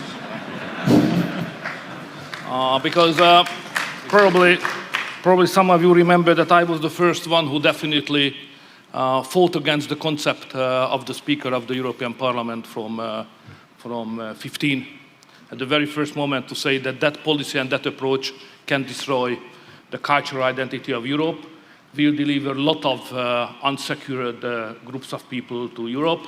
That could be resulted in terrorism and many social difficulties, and we don't have answer and we are not prepared how to treat that kind of new challenges. So I represent that position from the very beginning. And now, as Afghanistan happened, I think this is the reality again. And as a consequence of the dispute on migration issue inside the European Union created many diversities and difficulties and differences. And I think now we are not able to overbridge that kind of gap among the opinions. So the only way, if you would not like to create a situation when dispute on migration destroy the unity of European Union, the only way is to give all the rights back to the nation state in relation to migration. That's the only way. Otherwise, we will suffer a lot. So that's about migration. And on demography and migration, may I say that what we need is not newcomers instead of our own people originally living here, because it's just a mathematical approach. If we invite others from outside Europe, that will change the cultural identity of Europe. There are some countries who accept it. Hungary is not among that countries. We would not like to change the cultural identity of our countries, so we don't accept migration as a solution to the demographic politics or demographic challenges. We only believe that the family policy, the traditional Christian family policy, can help us out of that demographic crisis. On your question, what was that? Sorry. So no, I think you've answered for quite enough. I just wanted to say how to avoid disruptive political approaches when accessing new countries or when adding new countries to the European Union. So may I have one remark on that? But really short, please. So I try to be very cautious because the president of Serbia is here, and the key country is Serbia. So without accepting Serbia as new member of European Union, there is no reason that it's nonsense to speak about any kind of security and any kind of whole European identity. So Serbia is the key country. And the truth is that we Europeans, European Union countries, need more Serbia membership than Serbia needs the European membership. So this is a strategic issue. So the approach should be geopolitical. So we need Serbia because of geopolitics. Otherwise, we will suffer on the security side of our life. Thank you very much. Very brief reply by Ms. Šuica, and then we go to Mr. Vučić to trying to identify why Serbia is important, as Mr. Orban mentioned. Only short replica to Prime Minister Orban. I haven't said that migration is a solution, but that migration can be one of the solutions. If you think about headhunting, also you in Hungary sometimes look for some experts in the world. So managing migrations can be one of the solutions, but not the only. This is the reason why I mentioned rural areas and huge European potential and creating environment for our Europeans to live there.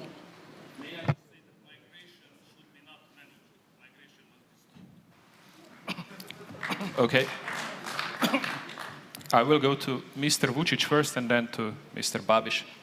What is the Serbian perspective? How do you see that from abroad, from the outside borders? Well, I'm the only one at this panel, apart from Mr. Parolin, that represents the country that does not belong to European Union, and of course you know that I can, of course, sorry that I didn't do it from the very beginning. As I said, I'm the only one that is representing the country that is not belonging to European Union apart from Mr. Parolin here, and I have no right to share some critical words about EU future. And I'm going to speak about Serbia's approach towards EU and what we think and what we feel today. And if I may say, and it was announced for this panel as well, that we could have and we should have discussed strategic issues for the future of EU, and as we could see so far, it was mainly about migration processes, about current crisis European Union is facing with. I would just put three things in front of you that I believe that might be very important in the near future for all of us, and then I'll go back to Serbia and its accession process. Number one is, and no one is speaking about it, of course European Union is the best place in the world for people, for speaking about living standards and democracy, human rights, rule of law, and everything else. The best place in the world, no doubt. But there is nothing that is offered for the future of Europeans regarding the growth rate, what all of us will do, not only European Union member states, but all European countries. Because just 20 years ago, the participation of European Union in an overall world GDP was 20%. Today it's 10%. And in just several years, it's going to be 7%. It's getting worse and worse, lower and lower chunk of overall world's GDP. And how are we going to heal it? What are we going to change? Speaking every single day about the sexist topic, which is green agenda, which will, help us overcoming all the problems, and that's going to be a new source of growth. Is it going to be enough? I don't believe so. Do we have any other solutions apart from safeguarding measures against China and against someone else in the world? Whenever we are jeopardized with someone's abilities and capabilities? I haven't heard so far. And I still don't see any solutions. Number two, there is something important which is more personal, but it's a political fact. Angela Merkel is leaving German politics, and we won't have that strong German chancellor. Doesn't matter whether it's going to be Scholz or Laschet or Warbeck. That's a fact. And then my practical question, when it happens something somewhere in Europe, let's say in the countries of Western Balkans, who's going to do that phone call saying or asking for something or ordering something? Who's going to do it? To be listened by all of us. I don't see it today. Number three, more importantly, everybody is speaking about polls, about rule of law, green agenda, and when we come to the Western Balkans, yes, you belong culturally to us, and one day you'll be a part of European Union.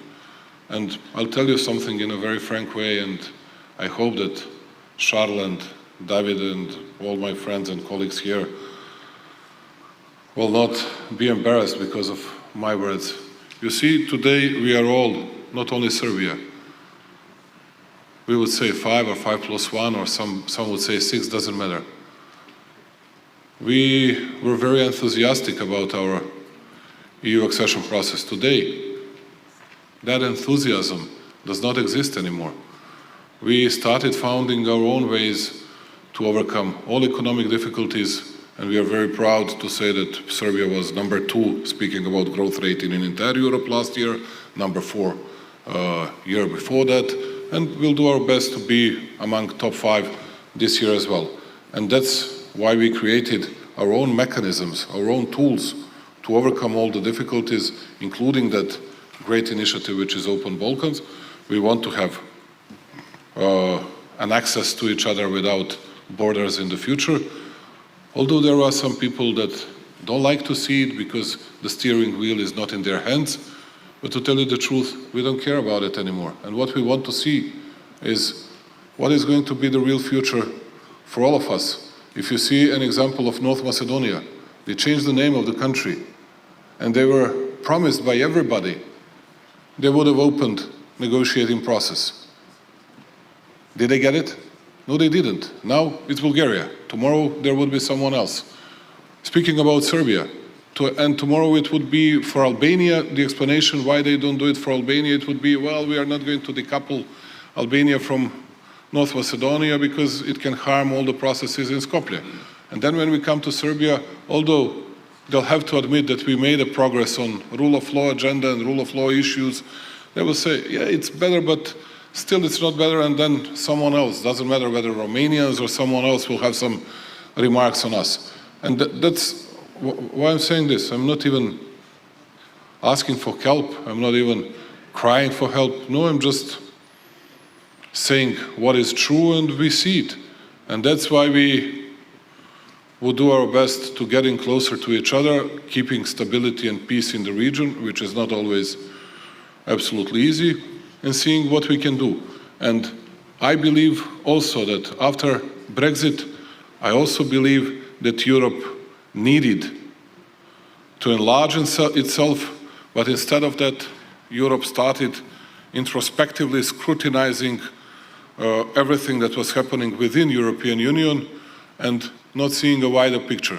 That's my opinion, and of course, just not to be wrongly understood, Serbia is fully committed, and we remain on our EU path, but we have to, not only to survive, we have to improve living conditions for our people, we'll have to work hard, and we'll take care of ourselves, together with our neighbors in the Balkans, unselfishly. Sorry that I took a lot of your time. Those are definitely the right questions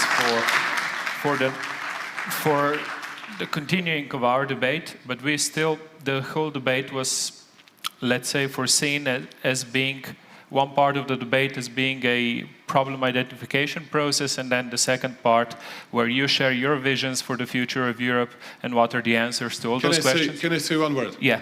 I spoke to Charles Michel 4 months ago, and at that time the alignment of with European declarations on foreign policy was 46%. And I discussed that issue with him because it was about Kosovo leverage and everything else. Yeah. And I said to him, within few months, we'll go up to 60%. Now we are at 62%, today it's going to be 63%. That Serbia aligned with EU declarations on foreign policy. Okay. Do you really believe that someone will notice it? To Mr. Michel. Mr. Michel, please be brief, then Mr. Babiš, and then Mr. Parolin. I will be because brief. You were directly but challenged. one or two points. First, this is not a secret that I'm personally totally engaged because I'm convinced that we need to strengthen the ties with the strengthened Balkans as soon as possible, point one. That's why we decided together to have a summit in 1 month in Slovenia with Janez, with all the friends, in order to have a free exchange of views and to decisions for the future, point two. Point three, what you mentioned, Alexander, this is a very good example. It means that our dialogue, our exchange of views, this is useful because indeed we exchange opinions. On the other hand, you told me that you need more European investments, more European engagement, and we decided at the European level to mobilize an unprecedented amount of money in order to try to be more tangible, to be more concrete, to be more visible for your people and for your population, and you can count on me personally in order to remain very engaged and in order to try to deliver. Which is very true. Which is very true. Mr. Babiš, and then I would ask, after Mr. Parolin, Janez Janša to make a brief comment how he sees that situation from the position of the presidency. First of all, we have to declare clearly we are speaking about illegal migration, illegal, organized by smugglers. These smugglers, which made €6 billion money in 2016, these people are coming to Europe for better life. The smugglers are promising better life. And in 2015, a lot of countries welcomed the illegal migrants. By the way, our friend Sebastian Kurz, which won last election with anti-migration policy. And since the beginning of the stupid idea of quotas of Jean-Claude Juncker, we were fighting against. And Victor and me on 26 June, 4 o'clock in the morning, definitely, of European Council, we said, we are blocking this redistribution of illegal migrants. And we have to stop this illegal migration outside of Europe. And this illegal migration was connected with several terrorist attacks. We forgot probably. So this is definitely not acceptable. And it is about safety. Afghanistan, it's catastrophe. It's a shame. It's really unbelievable what's happening in Afghanistan. And we NATO members, we have to speak about this, about safety. And this is, you are speaking about enlargement of EU. Why we don't speak about Schengen? I'm always saying loudly why Bulgaria and Romania and Croatia are waiting to enter Schengen area. Why? Our friend Zoran Zaev is sitting here. We have 60 Czech policemen in North Macedonia defending the Schengen border, which is in reality in 2015 and 16 was not really functioning. The only Schengen border with a functioning in 2015 was Viktor Orban border, only Hungarian border. So this is the reality, and where is the strategy? We never speak about the enlargement of Schengen, which is much easier than EU, and Zoran Zaev made everything. And EU didn't deliver. We didn't deliver the promises. So we have to define clearly. First about Schengen. Let's say clearly if we are going to take West Balkans in Schengen, including Serbia, our friend President Vučić, or not. Where we are going to defend our border, and I'm always saying about Asterix and Obelix village, on the sea. And how we are going to stop the migration? Very simply, like before, with negotiation with President Erdogan. He got €6 billion, now he will get I don't know how much. And we organized a lot of conferences. I was sitting in Palermo about Libya conferences. I went to Frontex. And we are speaking, and there is no strategy, no clear strategy about the territory, Schengen first, which should be much easier than enlargement of EU. Okay, thank you. Mr. Parolin.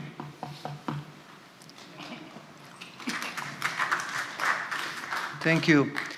I think that we are well aware of the difficult issue of migration. Is a multifaceted problems, and many of our panelists have stressed several points, several difficult points of migration. I think that the Pope Francis has given a lot of insight and suggestions on this matter, and all the politicians are attentive also to his voice, starting to match the principle with the reality. And this is not an easy task. But I think that we share the view that migration is a common problem. Some of the panelists have already touched this point, and should be tackled together. No nation, no state, no government should be let alone to face this problem, but it has to be a common policy of the European Union. And in this sense, I think that the Pact of Migrant and Asylum, which is now on the way, I think is a right attempt in this direction. But it's important also the basic attitude. The basic attitude, according to us, according to policy, should not be a negative approach to the problem of migration. That is the problem, but more a positive one, not only in the materialistic and pragmatic sense, but also taking into account the values. We have spoken a lot about values. I think that welcoming others, living in concrete fraternity, which is one of the concepts, the main concept deal with Pope Francis in his last encyclical, is the way, the attitude, the basic attitude, how to approach the theme of migration. And then to welcome, according to the forward to welcome, to promote, to integrate them. I think that is important. I would like to stress this point, the attitude, which should be the attitude of everybody. And the second, only a second point about demography. I think that the European Union should make a very, very strong policy in favor of families. I think that is one concrete point which can be taken into account as soon as possible. Thank you. Thank you very much. Mr. Plenković, is there too much negative attitude? You mean in our debate or in the context we live in? Both. I think this debate actually gives exactly the right light on how the European Union is feeling today, so to say. There are, within the Union, various types of unions happening right now as we speak. There are some of us who would like to be tough on Turkey, or some of us who would like to find a solution when it comes to migration with Turkey. There are some of us who would like to open new avenues with Russia because of the economic and global strategic reasons. Others would like to be very strict because of Crimea, Donetsk, Luhansk, and other frozen conflicts. There are some of us who would like to forge a partnership with the United States in state building around the world and making the global role of security. Whilst we saw the failure of the state building exercise after 20 years and so many trillions spent in Afghanistan, which was probably prone to fail due to the tribal differences and lack of cohesion within the people of Afghanistan. There are some of us who are very keen on enlargement. All of the countries in Southeast Europe. I was personally advocating this for forever since I acted in politics. And there are other countries who are not. There are countries in the EU who get an allergy if you mentioned anything that starts with the letter E, whatever enlargement it is. So what's going to be the future? When Dubravka became, for the first time ever, Vice President of the Commission for Democracy and Demography, what we had in mind when we were discussing this with Ursula von der Leyen was addressing the key issue of the future of Europe. And that's basically what you asked. The Europeans, or the Croats, or the Slovenians. Half of the member states have a negative natural growth in terms of population. This is the essential issue for all of us. Look at all the countries who joined. You have either a transfer of population or a demographic deficit. Some of the countries are investing a lot of money to address the issue. But this is, in my view, essential. I think when it comes to the future of Europe, being a country that was the 28th member state 8 years ago, now it's the 27th, I think we are all neglecting the strategic loss with the departure of the United Kingdom. I think years will have to pass until we realize how much we lost, both in terms of strategic strength, hard power, nuclear power, Security Council and the United Nations, and the entire impact on the Commonwealth world. But at the same time, the pieces are there. It's going to be the future of the, as Charles said, the twin transformation. Everything is going to be about green and digital. If we didn't have COVID, all of our debates would be only about climate change and exclusively about the implementation of the fourth industrial revolution. And I think this is the essence of the debate once we calm the crisis. Because I agree with you, Andrej, you said Schengen. I would like to be in Schengen today. We'll fulfill the criteria.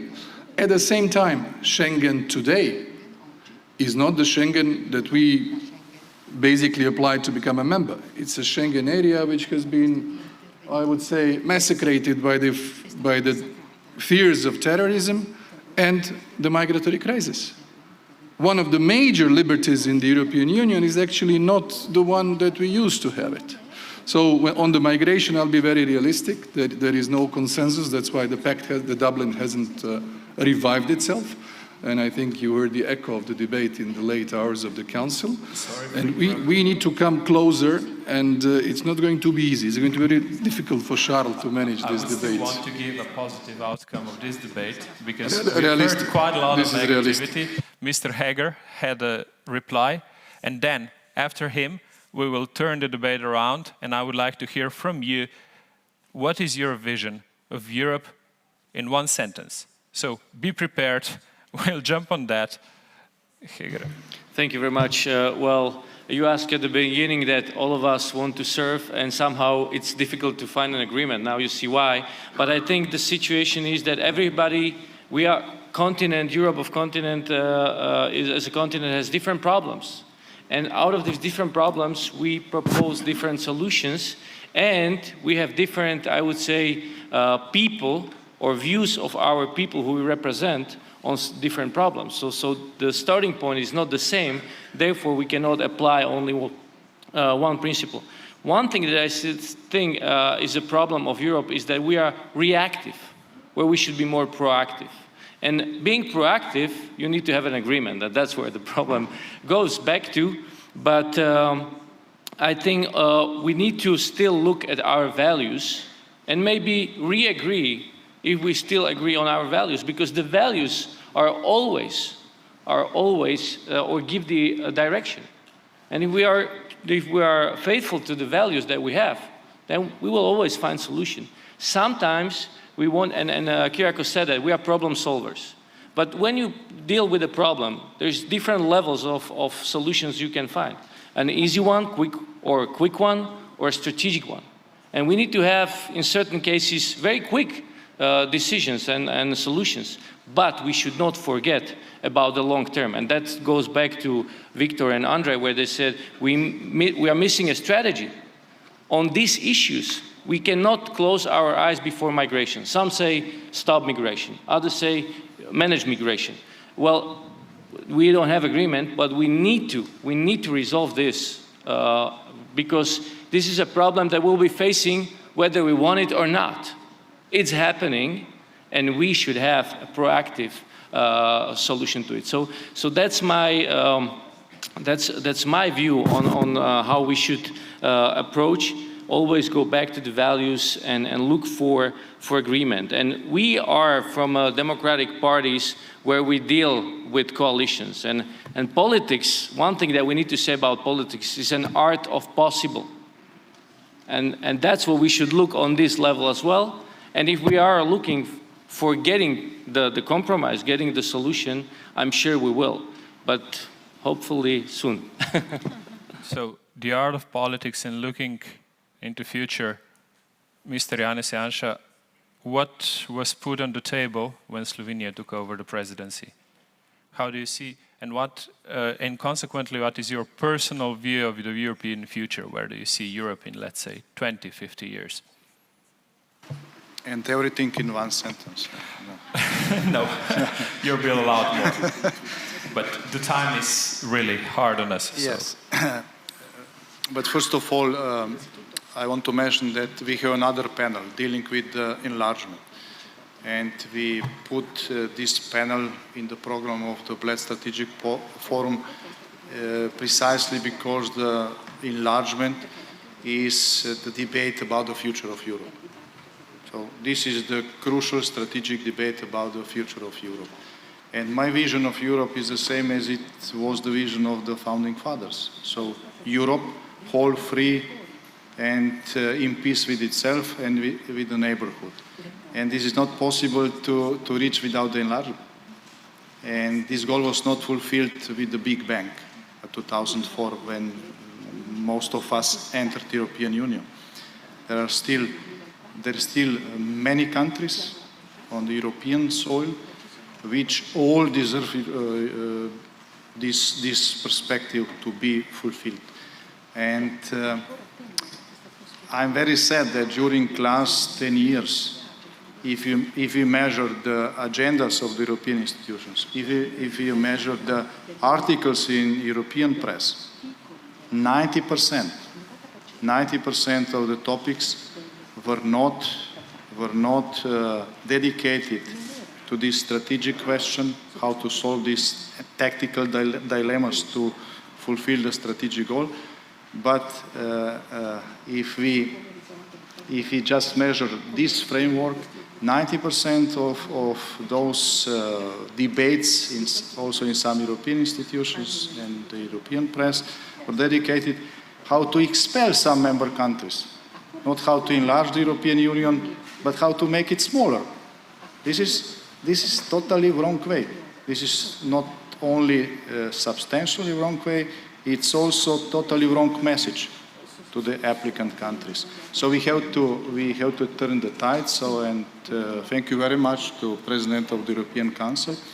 We agreed that we put the enlargement process in the priorities of this semester. So this is why we will organize the summit between all European leaders and the leaders of Western Balkans at the beginning of October next year in Slovenia.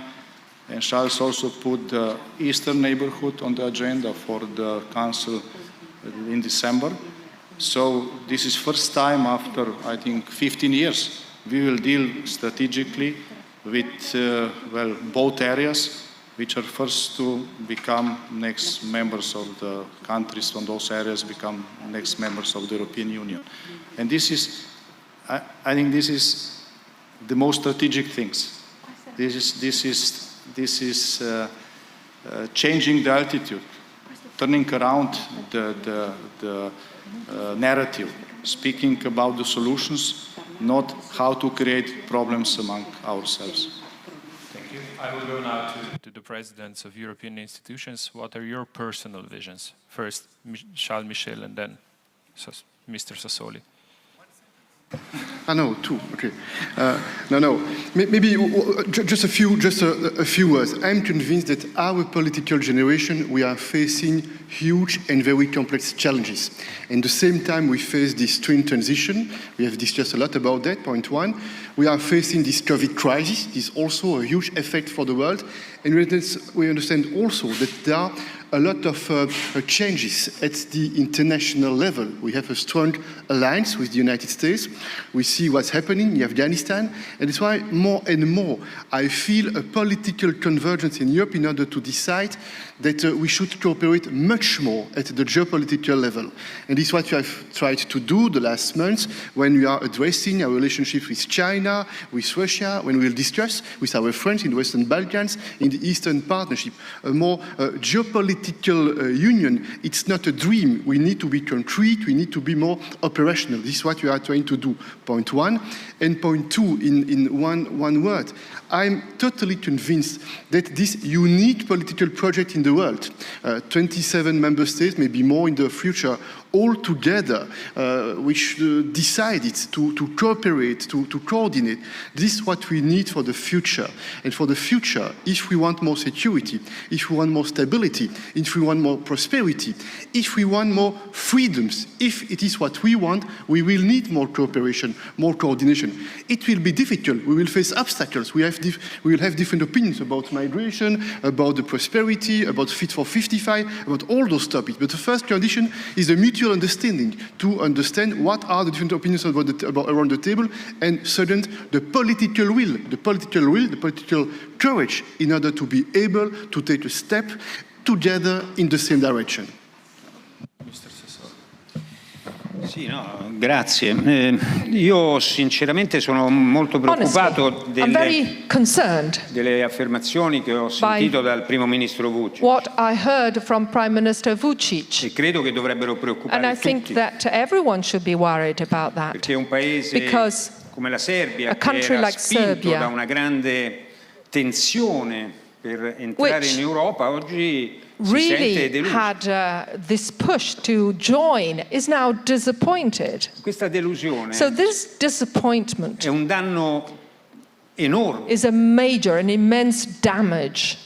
Io credo che con pragmatismo I believe that i processi di adesione possano essere corretti. The accession process can be adjusted with pragmatism. Senza lasciare i paesi dei Balcani occidentali per 10 anni ad aspettare delle novità che non arriveranno mai. Decades waiting for news, for changes that will never come. In questo momento, in questi mesi, at the moment, I mean these very months, tutti i nostri governi sono impegnati in processi di riforme per ottenere i soldi del recovery fund. In order to cash in, the recovery funds money. Anche l'Italia deve fare molte riforme. Italy too needs to carry out i soldi non very arriveranno. many reforms, otherwise no money. Ma è mai possibile I wonder, che noi non siamo in grado di dire ai paesi che vogliono entrare nell'Unione Europea can't we tell the people who wants to join una tabella di riforme con tempi certi? A certain timing with a timetable. Why can't we do that? We can do that. We can ask a timetable to countries belonging to the European Union, but we can't ask them. Countries that have been waiting for decades, for 10, 15 years, they want to join, they ask us to join our family. Io credo che questo sia paradossale. I think it's paradoxical. Allora i meccanismi di adesione con pragmatismo possono essere corretti. The process must be updated, adjusted with pragmatism. Magari aggiungendo severità, ma tempi certi. Stricter, but we have to have a certain timetable. We cannot leave dei Balcani the public opinions occidentali of the Western Balkan countries a sperare l'impossibile. Left behind, hoping for the best or for the impossible. Seconda questione. Second question. Sono molto breve. I'll be very brief. Così come mi hanno preoccupato le affermazioni del presidente Vučić, mi preoccupano anche le affermazioni di Viktor, del primo ministro Orbán, what Prime Minister Orbán said, quando dice che lui non vuole gestire il fenomeno migratorio, ma lo vuole bloccare. Siccome la storia spesso è maestra di vita, history teaches always something non to vorrei us. che si ripetesse per l'Unione Europea quello che già è avvenuto per l'impero romano. In the Roman Empire. Non custodire le nostre frontiere. So not protecting our borders. Non gestire i flussi migratori. Managing migration. Può portare a farci travolgere. Can lead. Ecco perché sono preoccupato di questo atteggiamento. To something which is Sulle very, soluzioni very discutiamo. Upsetting. We can talk about solutions. Il mio motto resta But quello dell'Unione motto Europea. Is the Uniti usual nella one, diversità. the one of the European Union, united in diversity. Thank you. Okay, to wrap up the debate, I would ask the other speakers to be really brief. What, in your opinion, I'm sorry for that because there's quite a lot of you, what, in your opinion, is key for the future of the European Union? And let's stick to one sentence now. Ms. Šuica. I will not be able to say this in one sentence, but since I'm in charge of Conference on the Future of Europe, I really want to thank the Slovenian presidency for having this as one priority. Now we have to come to the substance of this. And if I may reveal the secret today here, on the hub of the conference, which is multilingual digital platform, until 15th of August, we thought that the high priority will be health. But you wouldn't believe health is at the bottom. High priority, according to our analysis, two priorities are for our citizens: European Green Deal, climate change, and European democracy. And health, although President von der Leyen said last year in the State of the Union speech that she thinks that health will be on the top, it is not. This means that all of you are not there, that still Brussels bubble is on the hub, which is the multilingual digital platform. So this is to misuse this audience to come to digital platform to share your ideas and to see what is the real, what are the real interests of our European citizens. So I think, and also 67% are male and only 33% are women there. So I invite everyone there. And young people are there from 19 to 39 years old. So we need everyone, all ages, genders, people from all corners of Europe to come to the platform and to share their ideas. Then we will know what are the real interests of our citizens. Otherwise, it's again us who will create the path for the future of Europe. And it is not the intention of the conference. The intention is to listen to citizens and to see what is the core of their intentions. Thank you very much, Mr. Heger. Sorry. Thank you very much. I think if European Union wants to grow, and I think it should grow, it needs to become a leader in the world politics. Because as we see, we're speaking about world problems more than about our own problems, which are closely related. And when you ask what's the key, well, the key is to look for the solution and having the will, as I said. And I think we will succeed. Thank you. Mr. Orban.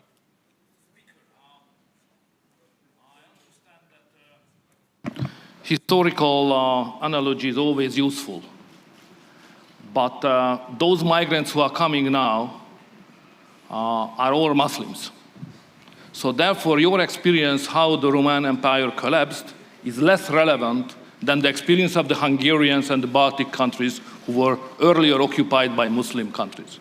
So therefore, our experience is more relevant than the Roman story empire.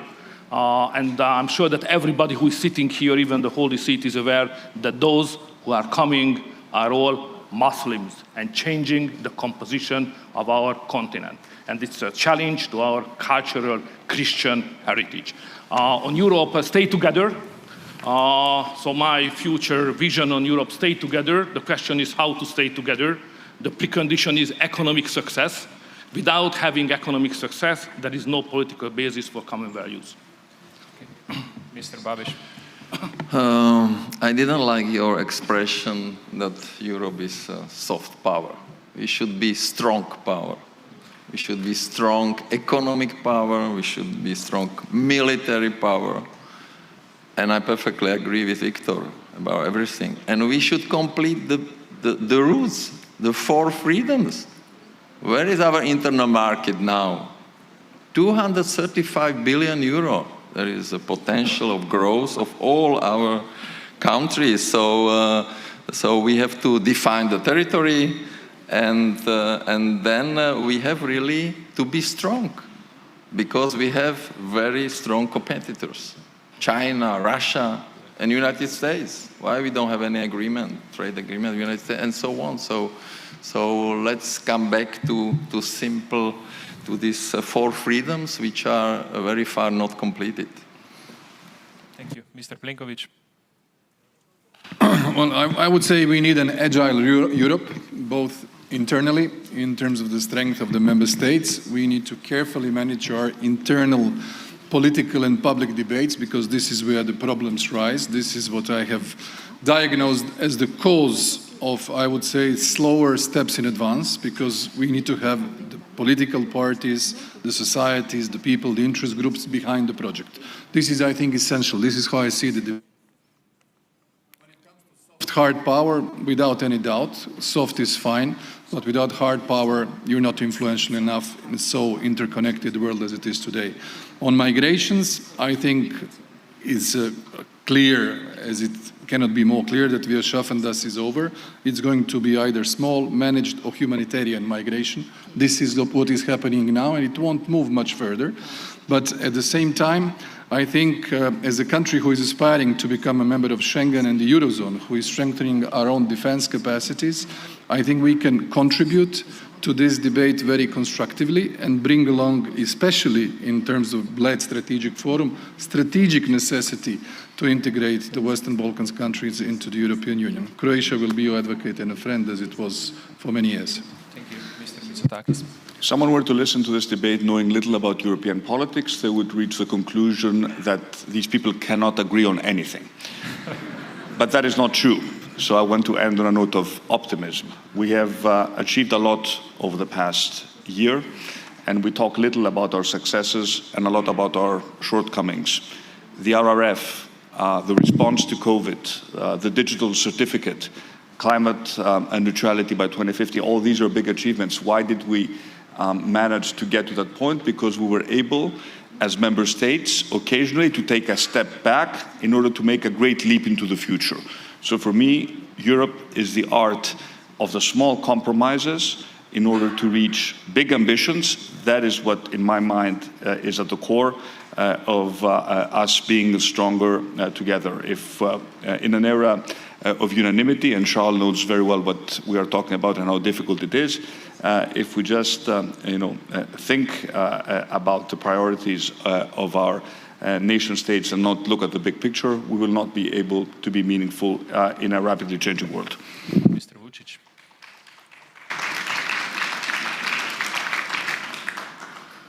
First of all, I would like to say many thanks to David Sassoli and to Charles Michel.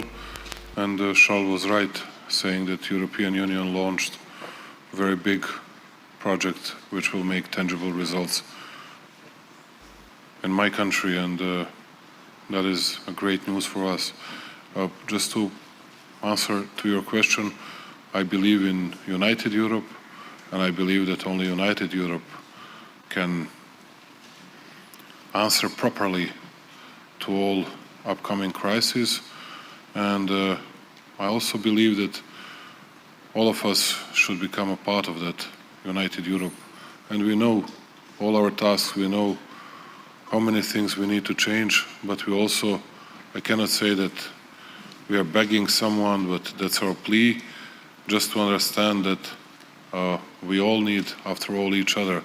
And just take a look on Serbs and Croats. We cannot agree on absolutely anything that happened in the past. It's even worse than between Slovenians and Croats. And, but I believe that without cooperating, speaking about Serbs and Croats with each other, we cannot survive in the future even. Not to say that we cannot improve our position. And I believe in not only reconciliation, but I believe in pragmatic and practical approach which will bring us to better solutions in the future, once again, united Europe. Thank you. Mr. Parolin. I think that the future of Europe depends very much on how it is capable, it is able to reinforce and reinvigorate its identity, an identity which is rooted in the ideals and the values and the suggestions of the founder fathers. I remember them because they are at the bottom of this project, of this construction.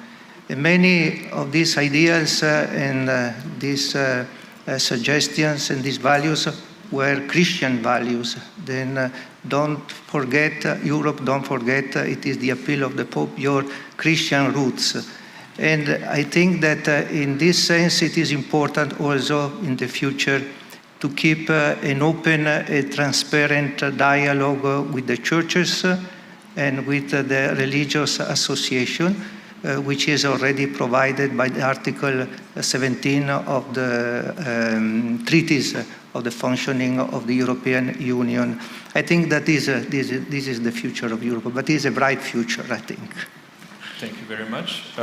Wrapping up on optimism that was presented, let's say in the last round, and somehow showcased that unity in diversity still functions, even though not functions best all the time, but still does.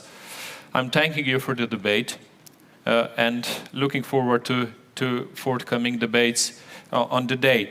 But at the very end, in 15 minutes, we'll begin with the second panel, former leaders panel. So we invite you to join again then and invite you to grab a cup of coffee. Thank you for your cooperation and activities.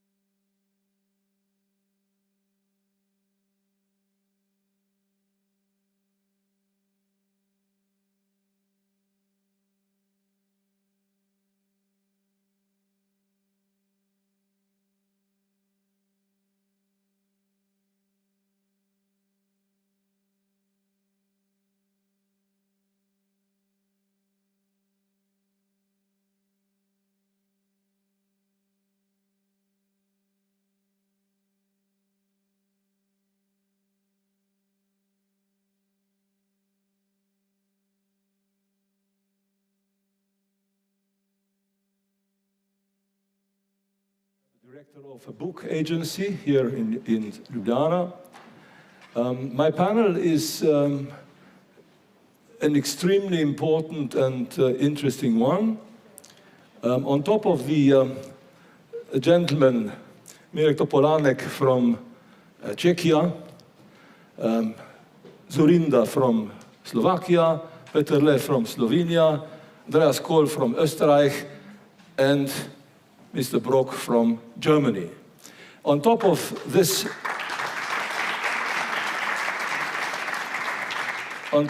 fantastic group, we have two speakers coming from other spheres in digital form. One is Jacques Rupnik, if he can manage, if he can join us. And the other one is Ana Palacio, who used to be Foreign Minister of Spain. Jacques Rupnik, by the way, is professor of political science. And this allows me to define this panel. It's actually not about or of former leaders. It's about or by current leaders of political reflection. My group, this panel, will try to reflect on political issues that are of utmost importance for the European Union. I propose to discuss, now don't be too surprised, the ABCD of European politics. We can sum up and easily memorize our concern with the help of the first four letters of the alphabet, namely ABCD. And I can think of two four-letter bunches. Don't think of any other four-letter matters. Two four-letter bunches, for example, first, Afghanistan, Brexit, COVID, dictatorship. The other group, asylum, Balkans, cyber, and democracy. And now, if you allow me, I shall sit down and look into the faces of my interlocutors, whom I, salute with out of my heart, with great pleasure. Aha, here are our guests, our two other participants. Hi, Jacques. I'm so glad that you could join us. Anna, I hope that you still remember me. We sat on many meetings of the European Council. Anyway. But nobody can forget you. Nobody. Okay, thank you very much. So let me start with a question to, maybe I should start with Jacques Rupnik, current leader of political reflection. Now, 30 years back, Jacques, we objected to the illiberalism of the communist regimes. Now, I'm using the word that you have used quite often, I remember, in the past years or months at least. Illiberalism of the communist regimes, and embraced the liberalism of the EU and NATO. A couple of years ago, objections were raised against the illiberalism of former liberals. How does this sound after the victory of the autocratic, let me call them, it's not quite correct perhaps, illiberal Talibans? What should be the European policy towards Afghanistan after the defeat of the Talibans? Should the EU accept them? Should it negotiate or impose sanctions? Is the Taliban coup a lesson for Islamic countries? How shall we deal with the refugees? Shall we open safety corridors, extend asylums? And I stop here, and please, Jacques, if you can, please respond. Well, thank you very much for the invitation. It's a great pleasure, great honor to start. There are eminent leaders since you were all in office. I had the privilege to be an advisor to Václav Havel, and I'm today greeting you from the Václav Havel Library in Prague. You raised a number of issues. One is about illiberalism. Well, the current discussion in Europe about illiberalism concerns, let's say, countries in the EU, or basically more generally, challenges of democracies, facing democracies, established democracies. And that concerns Central Europe, of course, but it concerns more broadly. I mean, the discussion goes all the way to the United States and to the Trump era. Assault on the Capitol in January was, if you want, an extreme version of how far illiberal or anti-liberal politics can go. So this is a debate within democracies about what constitutes the basis of our political systems, which used to be understood as separation of powers, as independent media, and a vibrant civil society. That used to be part of what we understood as essential part of democracy, not just elections, but the other aspects of it too.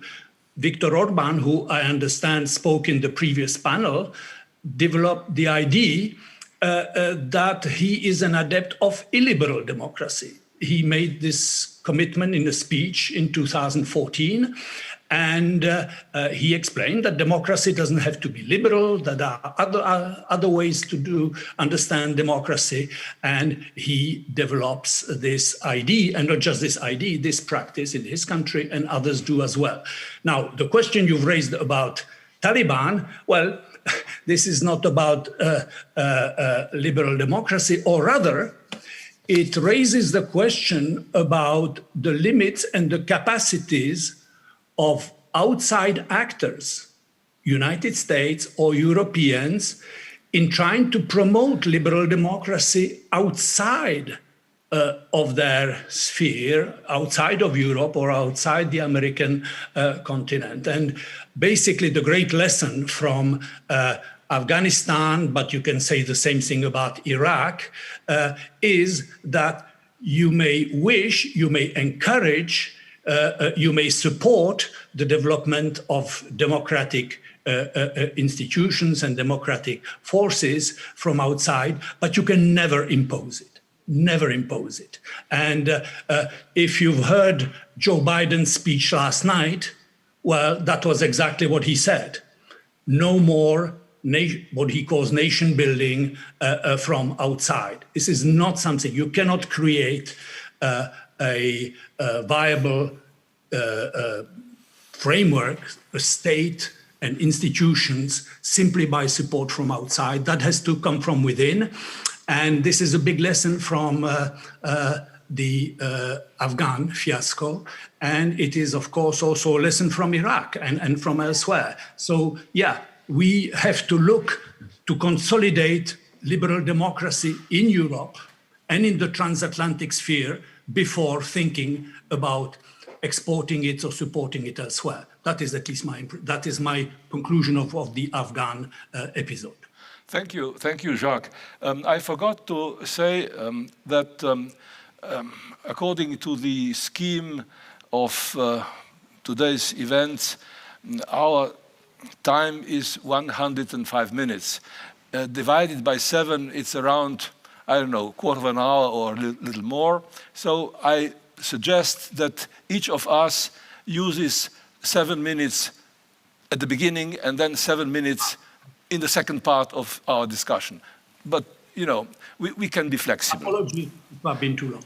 Anyway, the second question, the second speaker, if I may, I shall invite Andreas Kohl, former Speaker of the Austrian Parliament. Now, let me start with Austrian-Slovenian relations. Austria has helped Central Europeans to tear down the walls and curtains of the Cold War. I remember very vividly, well, my friend Alois Mock Then we had the Yugoslav and the Soviet crisis. Can we imagine their development or resolution without the help of Americans and without the help of NATO? How do you see the European Union and especially Central and Eastern European politics in the context of the recent events in the United States? Andreas. Thank you. And it is for me a great privilege. Does it work? Yes, now it works. Thank you, Dmitry. It's a privilege for me to be here in Bled again and to meet old friends like Loise Peterle, Miklos Jorinda, and Elmar Brok. Our future is our past. That's why we are sitting here. And I must say it was a great experience, as you mentioned, in the 90s of the last century, to help Slovenia, Croatia, and other parts of Yugoslavia to exercise their own rights on self-determination. And it was a risky situation. All of you here, you did really a courageous and wonderful job. I mean, at the time, the United States of America, as an Austrian, I did not feel the impact of United States in this question, in this area of Europe. I think the development in and around Yugoslavia was decided by the people here and by their courageous attitudes, as I remember being an observer at the referendum here in Ljubljana and in other cities down to the coast and so on, where the people participated and voted for freedom and liberty. At the time, I was Secretary General of the European Democrat Union, an international group of Christian Democrats, conservative and like-minded parties. And there was Helmut Kohl, there was Margaret Thatcher, there was Jacques Chirac, there was Alois Mock, just to say some. There was Loise Peterle, there was Czarnogórski, great man at the time. And I did not feel and realize an impact of the United States and of NATO in this question. They did really, they supported, I suppose, but they did not intervene. As you asked me now, today, I must say that as it has also already been stressed by Mr. Opnik, I think the catastrophic defeat of Western, so-called Western values, such as expressed in the Charter of the United Nations, the International Declaration of Human Rights and the International Covenants of Human Rights, and democracy, this was defeated, and I think we are starting a new era in Europe and in the world. The end of a missionary function of leading powers and groups to act, to install in regions out of Europe, out of America, to install democracy and human rights, even against the will of the people concerned. I think that this, I mean, we profited in Europe and in Austria a lot about the United States after 1945. And I will never forget and thank them for having freed Europe from the terrorism and the crimes of National Socialism. They had, in my submission and in my feeling, The Americans were always the big heroes and the friends of liberty and the friends of democracy.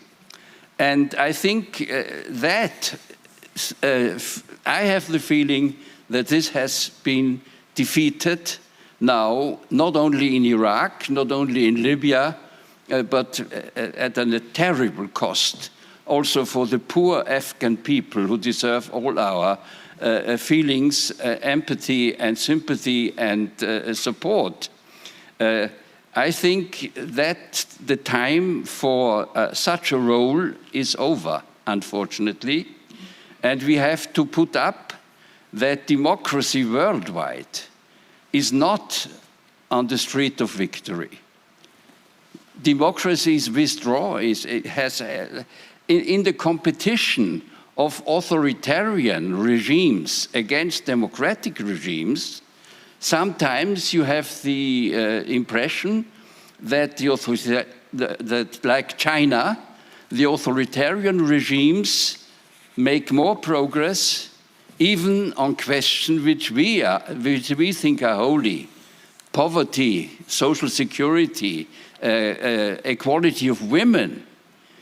They make more progress than some of the failed democracies.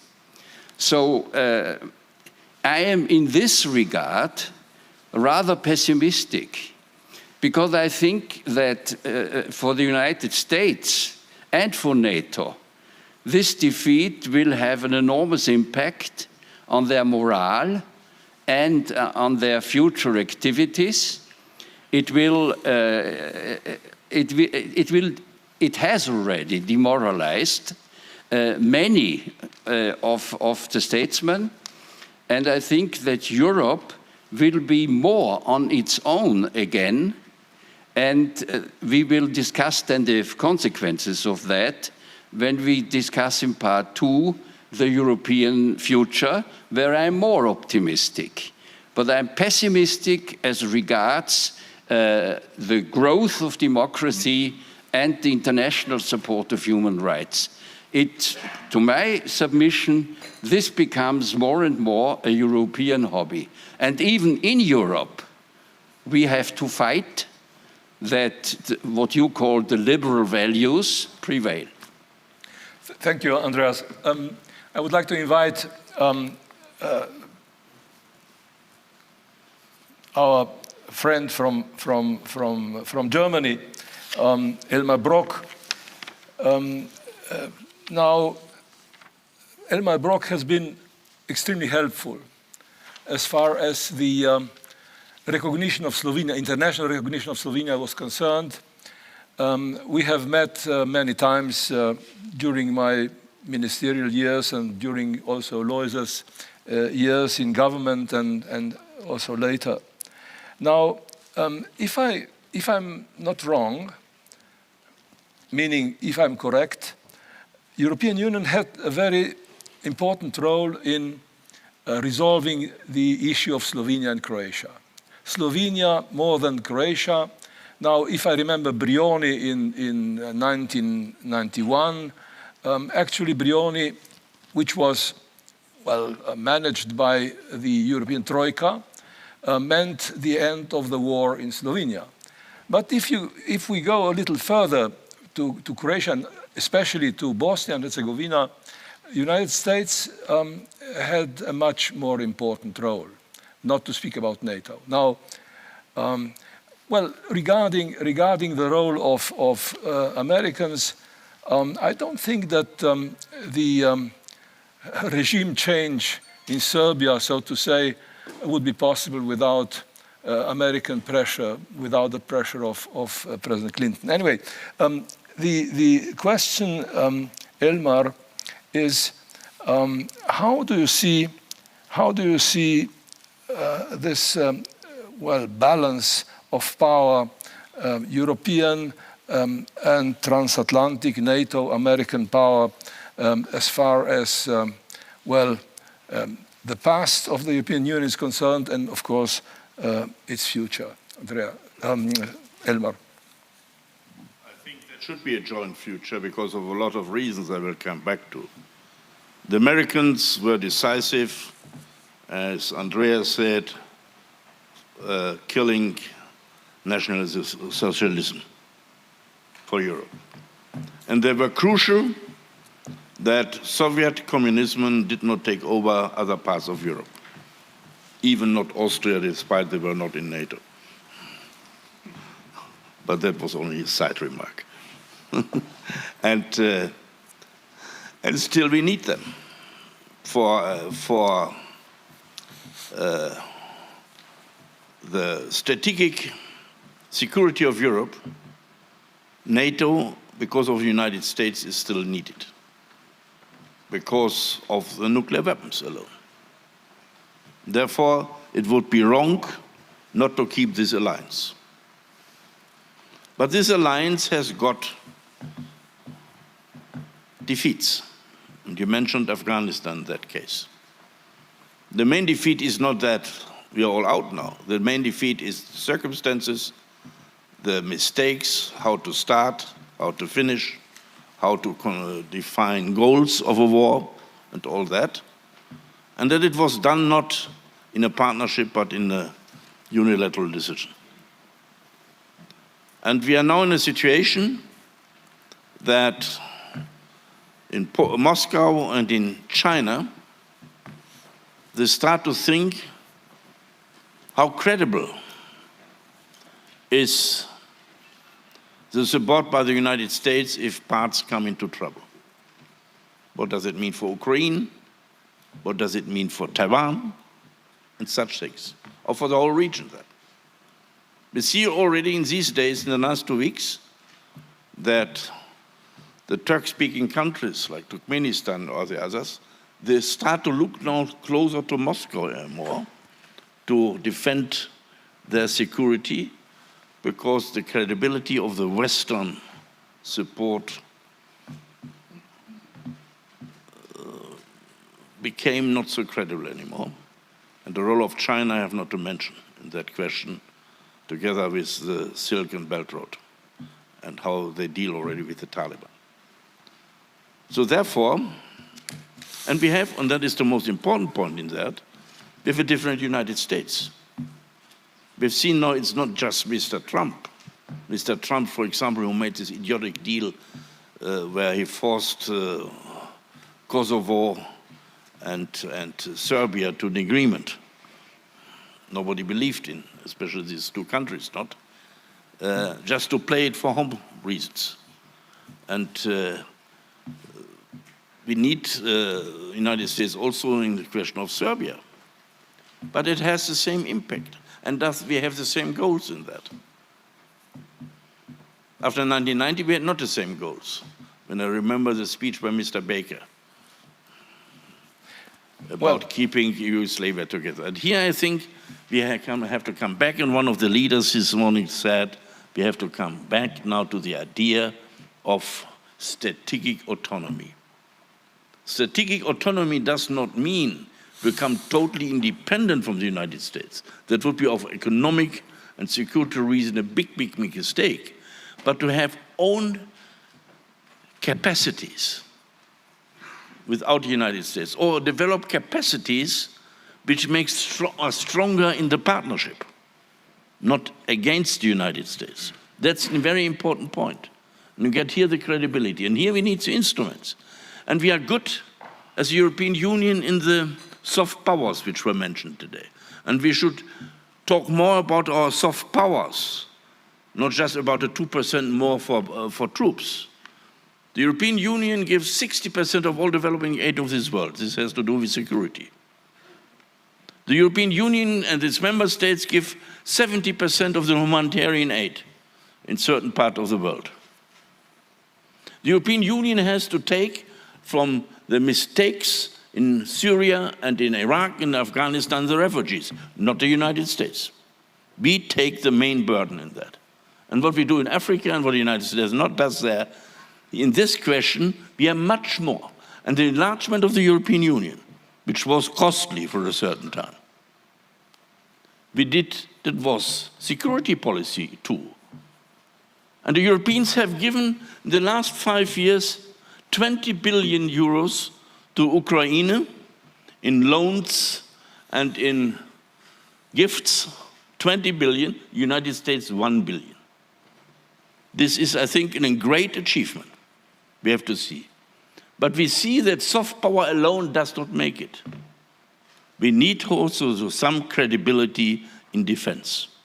We talk about that since the Constitutional Assembly and since the Treaty of Lisbon, but we have not achieved it.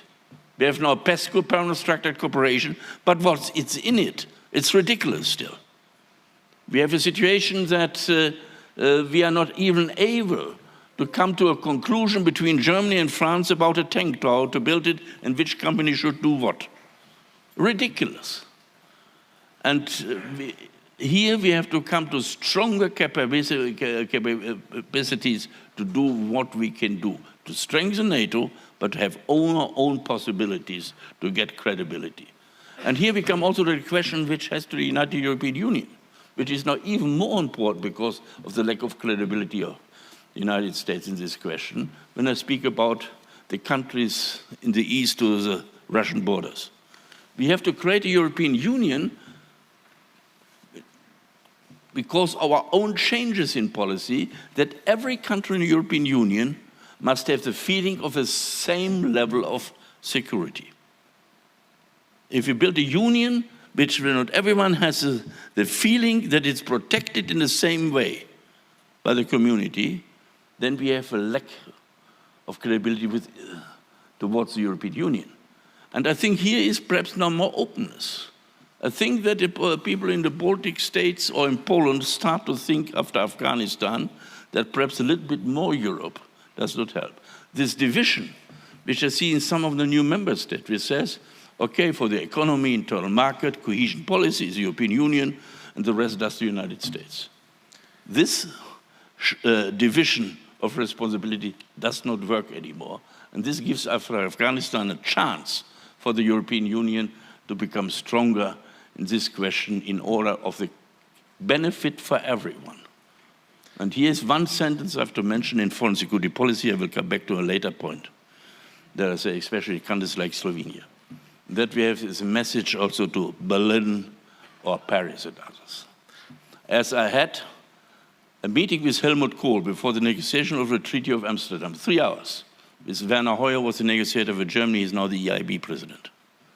He said to us after 3 hours, do what you want, I trust you. But you have made it all wrong if you do not accept that in the last light of decision of the European Council, Germany will stand on the side of the small countries. The small countries must have the same level of credibility. We have in this mechanism the chance. In the past, the European big powers decided about war and peace on the borders. Now all the small countries sit on the same table with the big ones. That is an incredible achievement, and that we have to strengthen with credibility. Thank you, Elmar. Thank you very much. Now let me go to a point that was made by Janez Janša during the first panel today. He said European Union, instead of being enlarged, is shrinking. Now, Lojze Peterle, former Prime Minister of Slovenia, what do you think? Have we recovered from Brexit? What are the chief consequences of Brexit for the European Union? Now, thinking of the big three, the so-called directorium, sometimes called. What about the balance of influence? Now, is Brexit a good or bad model for some other country? As you know, there are articles coming out about Polexit, about Swexit, Sweden exit. Now, the message has been stop developing towards ever closer union. Remember the formulation in the agreements, in European documents. So, what do you think, Lojze? Thank you, Dimitri. First of all, I'd like to say that I really feel honored to be seated close to Andreas Kohl, who was one of the first to welcome Slovenian spring in Cankarjev Dom in Ljubljana in the spring 1990, before first democratic elections. And Erhard Busek was with you, and there was a big delegation of Austrian People's Party. I could speak about everybody in this category of the so-called former leaders. And it's not that bad to be a former leader. You have experience, you know, you have maybe better look, but you are not that much responsible as you were before. But I'm delighted to share some views with you today. And of course, I regret that Brexit happened. It was based on fake news, I would say, if I remember the propaganda which was organized at the beginning. And it was also, it happened on the wrong prerequisite of Mr. Cameron, who was our colleague in the European Parliament before. But the fact is here.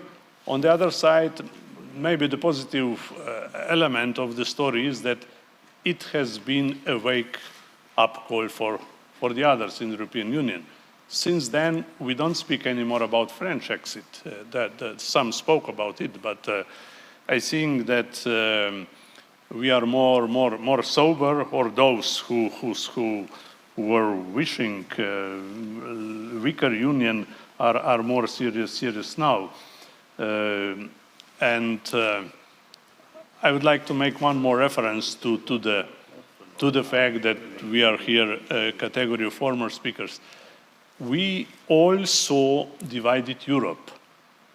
And this is why we know what was wrong and why we decided to do something in Slovakia and Poland, in Czech, and so on. And I'm happy that we celebrate 30 years of Slovenian independence this year. Now, the generation is taking responsibility for the future of Europe, which does not have that experience of divided Europe. The least what I would wish to see in the future would be Europe divided again. But there are gaps. Some were mentioned today.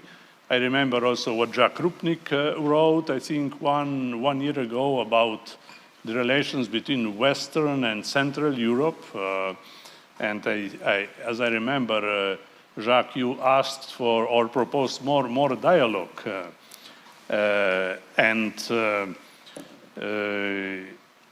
Values were mentioned today by all speakers in the first panel. But the fact is that we use the same words: identity, democracy, rule of law, solidarity, culture, and so on, but we think differently. And I don't think we can do a lot together if we don't share the same understanding of these basic values. The less we share basic values, the more we will go to the old concepts of national states. And we see what is going on in the European Union. And one more remark to the Western Balkans in this regard. I think it was good that President Vučić was very clear, was very sincere, I would say. No? And I would say that I cannot imagine strong European perspective for Western Balkans without strong Brussels. Strong Brussels in strategic sense of the word. So enlargement of Balkans is becoming a slogan. But I don't see the political will. Don't mention again the case with Northern Macedonia. But I don't feel strong strategic thinking at the moment.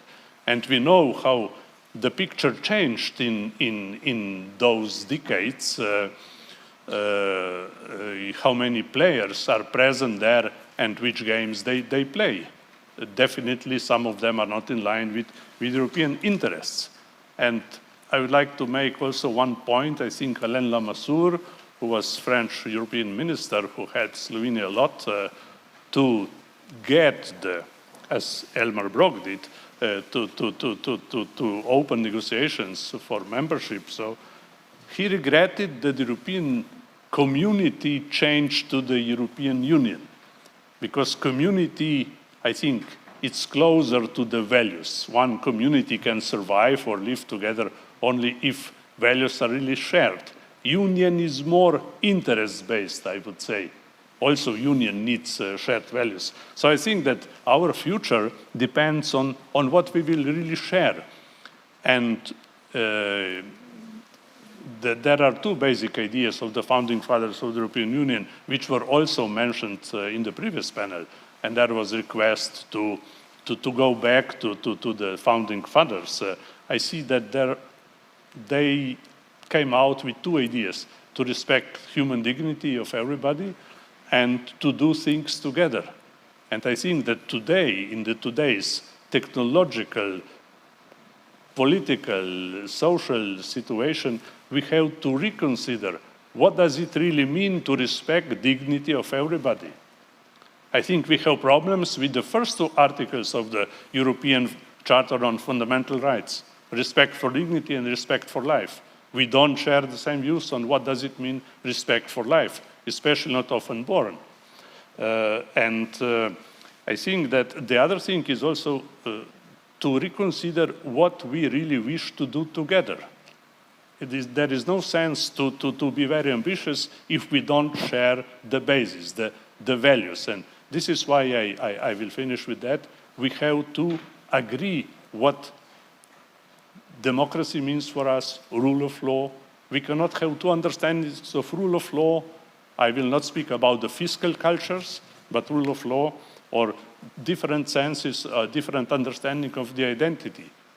For many Western philosophers, I would say, the debate on identity, which is going on in Central Europe, is question of the past. But for Central Europe, this is still a question. And as Prime Minister Orban said, this is quite strong point in his country, but not only in his country. So I think we have to reconsider many things before we will be able to agree on something else. My last remark: we were together, almost all of us, in the European Convention 30 years ago. We were sitting with Anna de Palacio in the presidency of the European Convention led by Valéry Giscard d'Estaing. At that time, there was, I would say, even a romantic time. There was ambition, there was enthusiasm, we were oriented towards future, I would say. But this approach was a little bit top-down. Now the Union agreed to do bottom-up. Now we are listening to the citizens, but we don't know what will come out, how those bodies, institutional bodies, will translate what people will say to the treaties. But we know that the treaty can be changed only by a new convention. So maybe after this debate, a new convention will start. And I'm happy that Slovenia has, I would say, a leadership role in this debate, and I like it. Thank you. Thank you, Lojze. Now, you brought up the idea, shall I say, dilemma regarding the European division. Mikuláš Dzurinda, former Prime Minister of Slovakia, help us to understand the divisions in the European Union. Slovakia does not look very outspoken regarding the issue of sovereignty or populism or rule of law, the items that we have mentioned.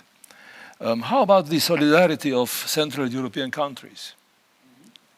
Thank you.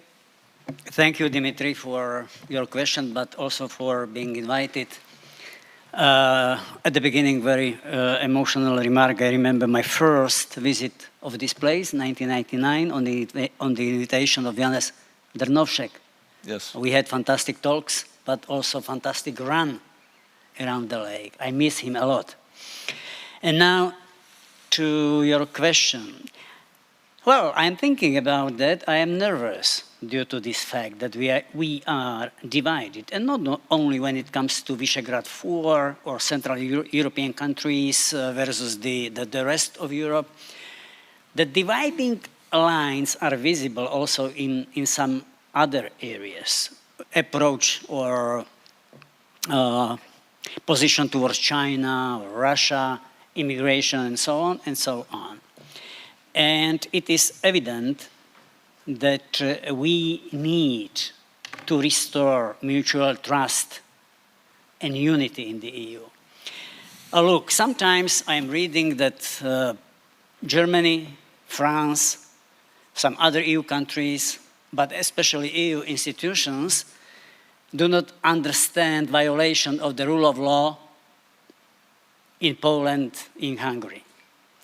But I realize also that Poland and some other Eastern and Central European countries, including my own Slovakia, we do not understand why do we need the Nord Stream 2 pipeline.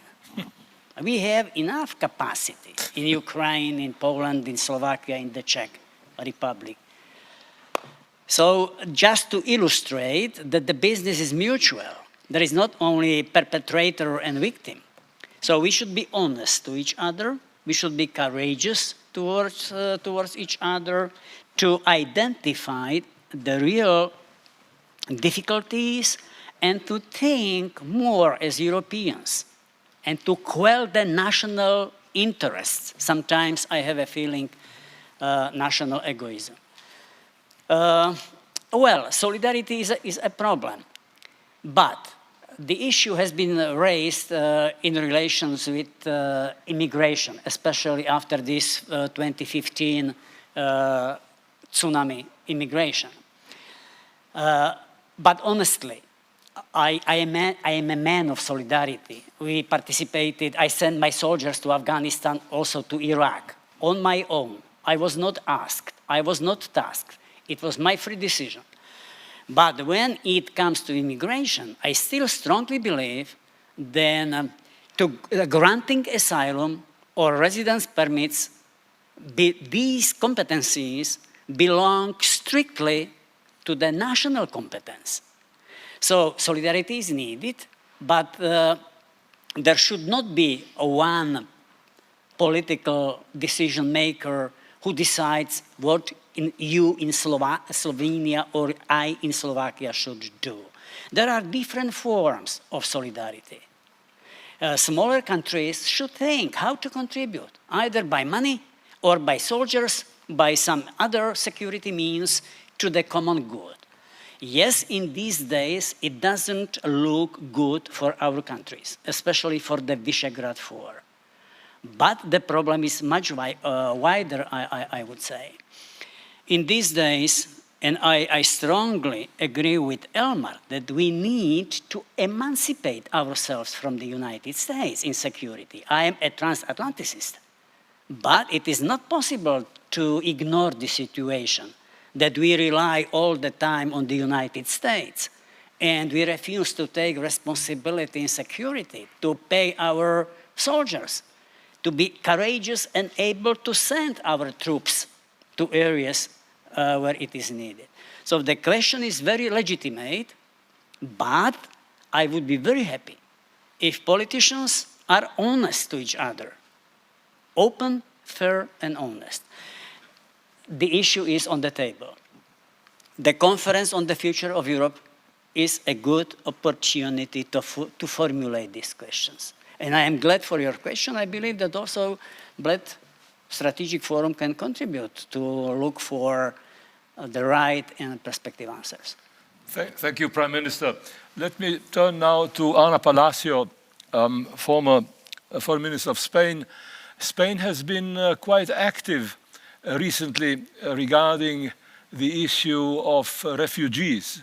I understand that Spain has promised to help in sort of integrating or inviting or regulating the situation or position or asylum rights of the Afghanistani refugees, but Spain has also had problems with refugees from Africa.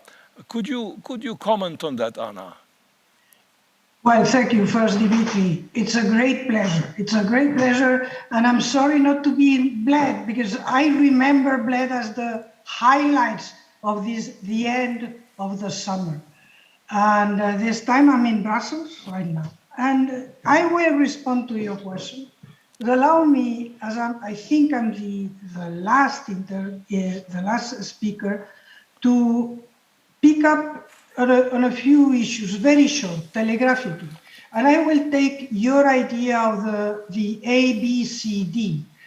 And I would say that from what Peterle and Brock, and I feel among friends, of course, Peterle and Brock, I think that the A has to be Atlantic Alliance. And I fully agree with them. But the problem is, and this will be my leitmotif, is that we need to come clear about what we do, about how we see the threats that Europe is facing. Because, okay, we want to build our strategic alliance, and we are building this compass, this strategic compass.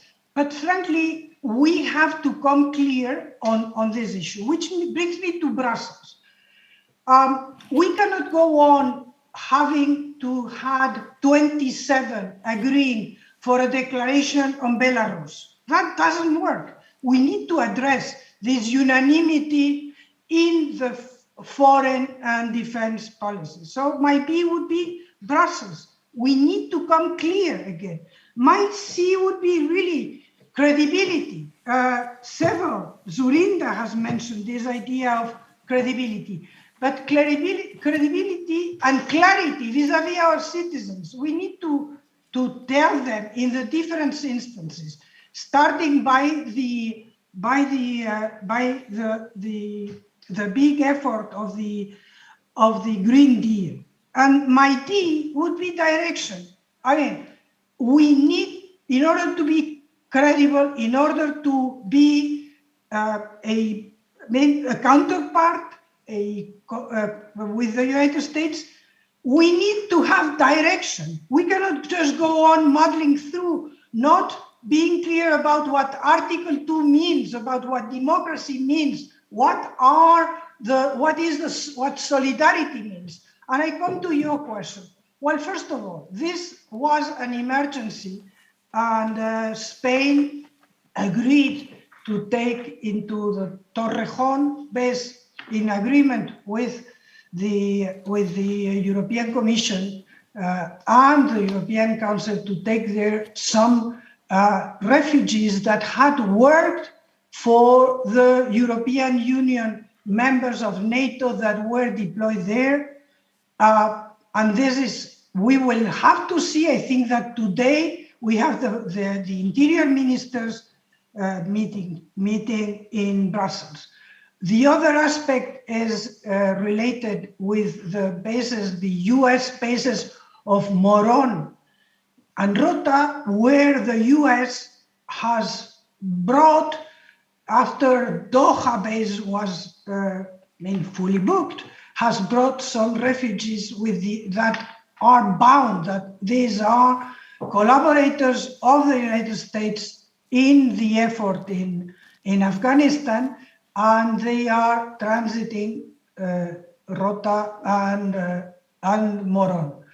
Do I think that this is like this? This is rosy? No, I think that we have to tell again, to be clear, this will bring issues and conflicts, and who will be allowed to continue its trip and to be accepted in the United States? Will there be all? Probably not. So yes, we have to face it. This part is bilateral. This is Spain with the United States. We will have to face that this is as smoothly transited as possible. And in the case of the European Union interpreters, helpers in Afghanistan, this is a responsibility of the Union as such, or of the members that were there. So there were, I know the case of Dutch or translators for the Dutch that are there. Why? Because it was an emergency. You had to do. But this is something that has to be addressed. As I said, and you remember both the president of the council and the president of the commission were in the base in Madrid, close to Madrid, explaining what this was. This is not opening the doors. This is just acknowledging a responsibility that as Spain, as Netherlands, as all the different members of NATO that were there and that are from the European Union, we have vis-a-vis the people that collaborated with us. Thank you. Thank you. Mirek Topolanek, Prime Minister, former Prime Minister of the Czech Republic, Czechia. Now, Czechoslovakia, now the predecessor of Czechia and Slovakia, has been a model country for many Central European countries. Slovenia has used some, well, of course, not all instruments from the Czech toolbox, if I may call it that way. For example, lustration, lustracja.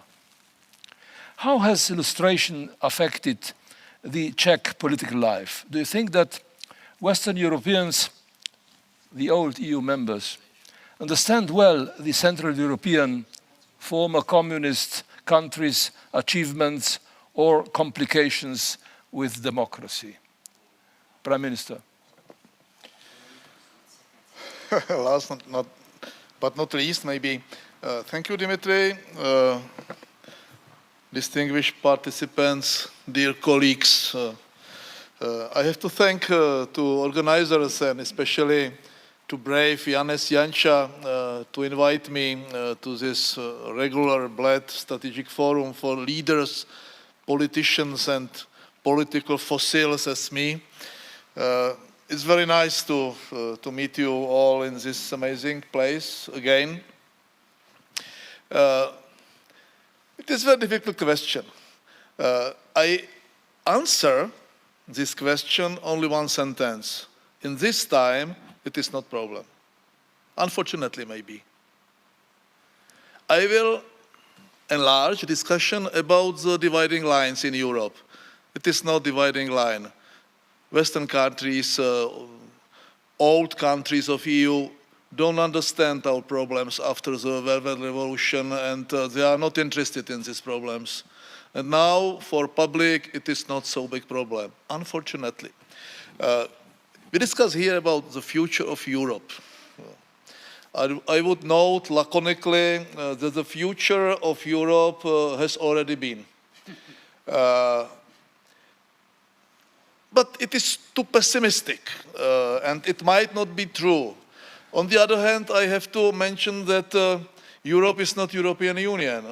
I am absolutely convinced that Euro will survive European Union, but I don't wish it, because especially Czech Republic and our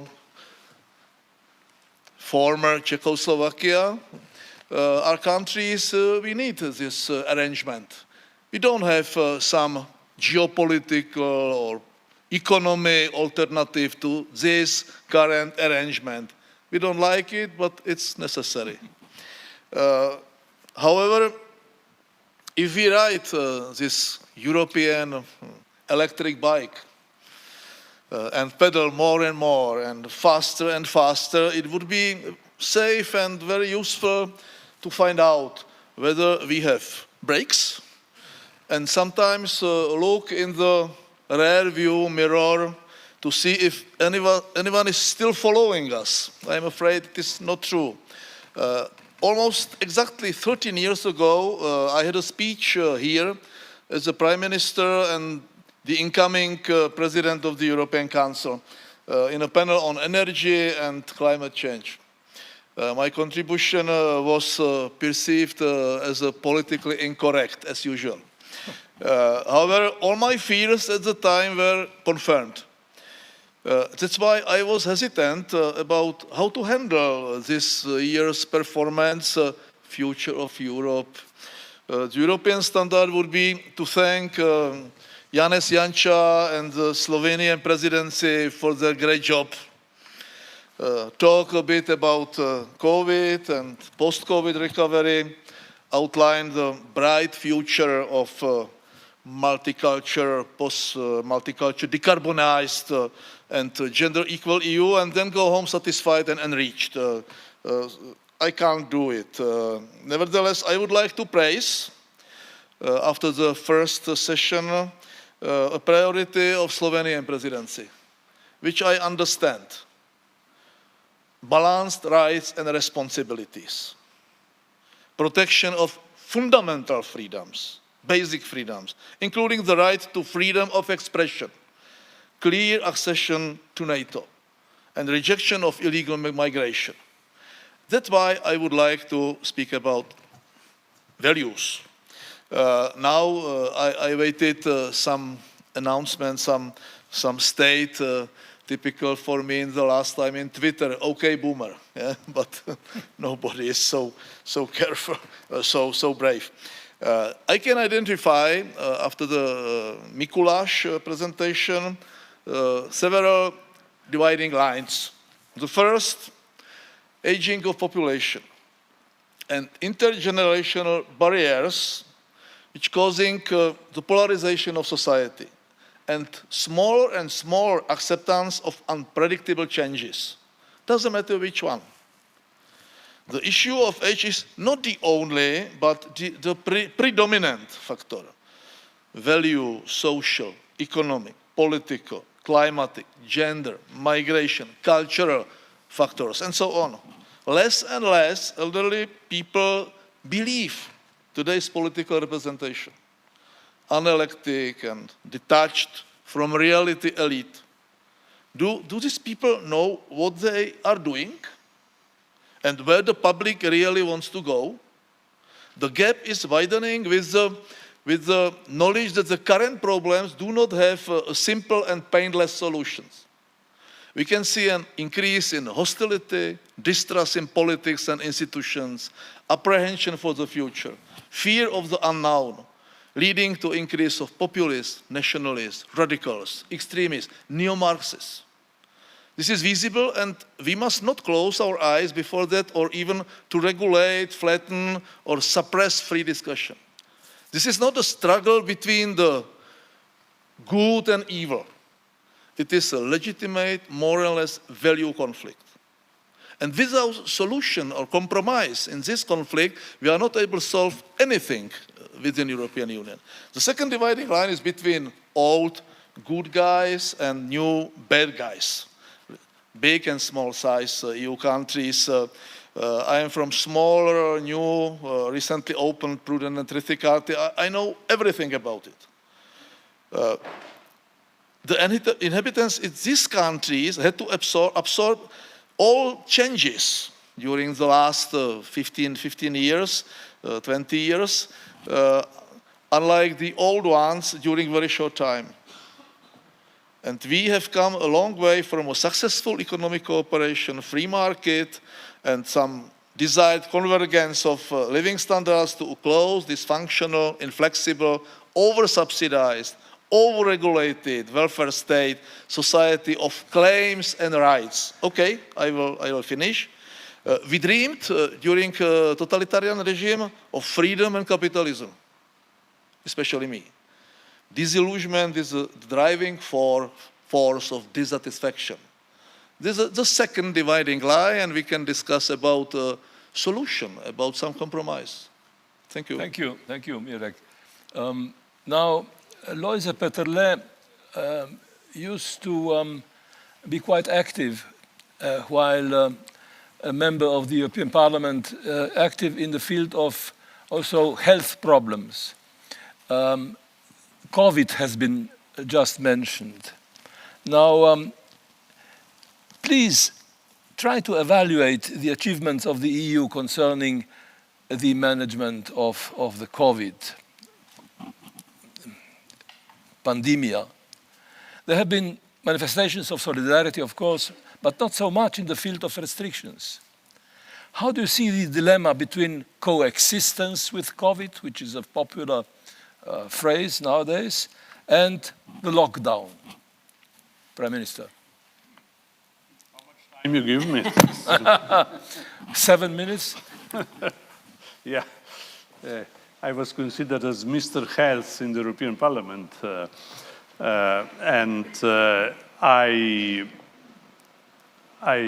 I'm pleased by each development which is close to the ambition of a Slovenian presidency to establish once in the future European Health Union, which I think is needed. Usually we say when we are blocked with our ideas that health is member states' competition. But COVID has shown that member states are limited in their responses and that we definitely need more cooperation. You know that in this framework of new health policies, there is the idea to join forces, not only in research and innovation, but also to try to produce our own vaccines, not only for COVID-19 and so on. And here Slovenia even was able to get positive reply or to put things forward. You know, I don't know how many are acquainted with that, but there was the idea to establish a new agency which would take care for what I mentioned before. It seems that this will be only a task force within the Commission. Of course, this is better than nothing, but I would really wish an approach which would lead to what we name a European Health Union. Then the question of freedoms, the freedom is and the dignity, I would say, is a very, very difficult one. I think everywhere in the member states we had manifestations from Berlin to Ljubljana. I was even invited to join one in Berlin in that regard, it's not that simple, you know, when people feel that they must do that, and people don't like to hear much about must, no? And then they can have different ideas about that. From my point of view, I regret that we speak so much about vaccination, which is an important point, but we speak very, very little about strengthening our immunity in other ways, no? And there are open questions, as we see in public debate. I don't belong to the theory of the current conspiracy, but I understand people's reactions, because if you go to the Google, you see professors, medical doctors, primarius, so people from the same, I would say, community, telling the people different things. One say go to vaccination, the other say don't go, no, and so on. And it's a big unclarity and mess, because people don't feel that there is no solid ground. You know, of course, governments are in favor of that and that, but you have other sources of information, and we see another gap. I read today in Politico, in the Western Europe, they are approaching 90% of vaccinated people. In Poland, Romania, Bulgaria, they are between 20 and 30. We are close to 40, I think, no? But this is one more gap, which is quite significant and, in my view, also understandable. So I would wish that European Union really opened the process to what we name European Health Union. But we can do much more together without changing the treaties, as this is the fact in other areas. Thank you. Thank you, Prime Minister. A question for Elmar Brok and for Jacques Rupnik.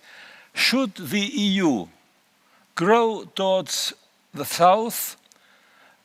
Shall the EU invite Western Balkans countries? If the EU does not take them, somebody else might take them? Elmar. Yes, I believe that the Western Balkans should be taken into the European Union because of geographical, geostrategic reasons and other reasons. But we know all the conditions for that. What has to be done in such countries? I saw just Christian Schmidt here a few moments ago, who has to do his job in Sarajevo now. How can you have a member state which has not sought out its own problems? We have experiences in enlargement, and how can we have members where they have not sorted out the border problems, Kosovo, Serbia, for example. So there is a lot of homework to do. We have to talk about, and I think we'll sometimes talk to, I am a former member of parliament, can say that, too much in diplomatic forms about it.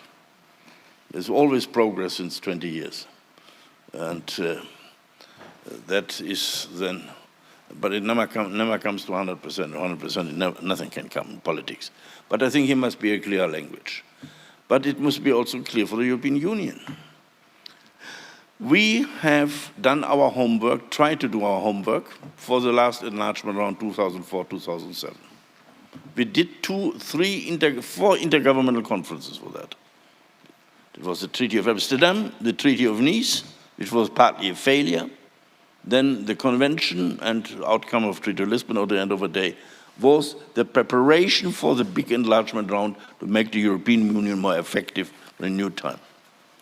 Thank you, Elmar. And yeah, but let's say one sentence there too. Yes, please. And this has to be done now too. I see not enough energy in this Future of Europe conference to prepare for that. The capacity of the European Union to become bigger is also a condition of Copenhagen. And this point is never debated. And here we have to reform ourselves. The homework is not only with such countries. And someone has mentioned this, I think Anna has mentioned it. That is also the question which comes again to foreign security policy, in which the situation we are now, where the West is dead after Afghanistan, and Osama bin Laden is lost. When we do not come in such situations now to qualified majority voting in foreign and security policy, then we are finished. We are finished in that way. I've listened to those leaders in the diplomatic conversations here this morning. Okay, That this does... European Union has to become effective. And without qualified majority voting, it's not possible that Cyprus can stop a resolution towards Belarus because there's no resolution about Turkey, or Hungary can stop something because they like no resolutions against China because of Hong Kong. We become a laugh story, but not with OVE written. Let us hear what Jacques Rupnik has to say about this. Again, the question is about Western Balkans. Well, I've been a committed enlarger for Central Europe and for the Balkans, and I will not inflict on you all the good reasons to do so. I will simply start by mentioning that it's not an obvious proposition for most of the citizens of the EU. It's not a popular theme, and therefore it requires political will, political determination. This is not a popular issue. So this is when we expect political leadership to make the case. You can argue in terms of unfinished business of democracy and nation-state building in the region, for which the EU provides the framework. This is the difference between the enlargement to Central Europe and to the Balkans. So you have to explain that, why it's different. And I think it's a good idea that the EU changed its method of enlargement. This was done recently, not just ticking off boxes, but going to the core issues. But mainly there is a strategic geopolitical priority. This is the EU's backyard. If the EU, as it seems to have done for too long, has been just muddling through or postponing or delaying, as Macedonian case has shown, each time you think the Macedonia has been given candidate accession negotiation perspective 2005, it's still waiting. First, there was a Greek veto. Then, more recently, there was a French and Dutch bloc. Latest is the Bulgarian bloc. Each time you show that the prospect of engaging is being postponed, you lose credibility. So the geopolitical stakes is, if it's not the EU, others will. Russia is present, in Serbia in particular, but in other places in the Balkans. China, very influential. We have seen that during the COVID crisis and their diplomacy with the masks and other medical supplies. Turkey, of course, Islamic countries, etc. So if we are not there, others will. And for those who always mention the cost of enlargement, they never mention the cost of non-enlargement. So this is where we should start.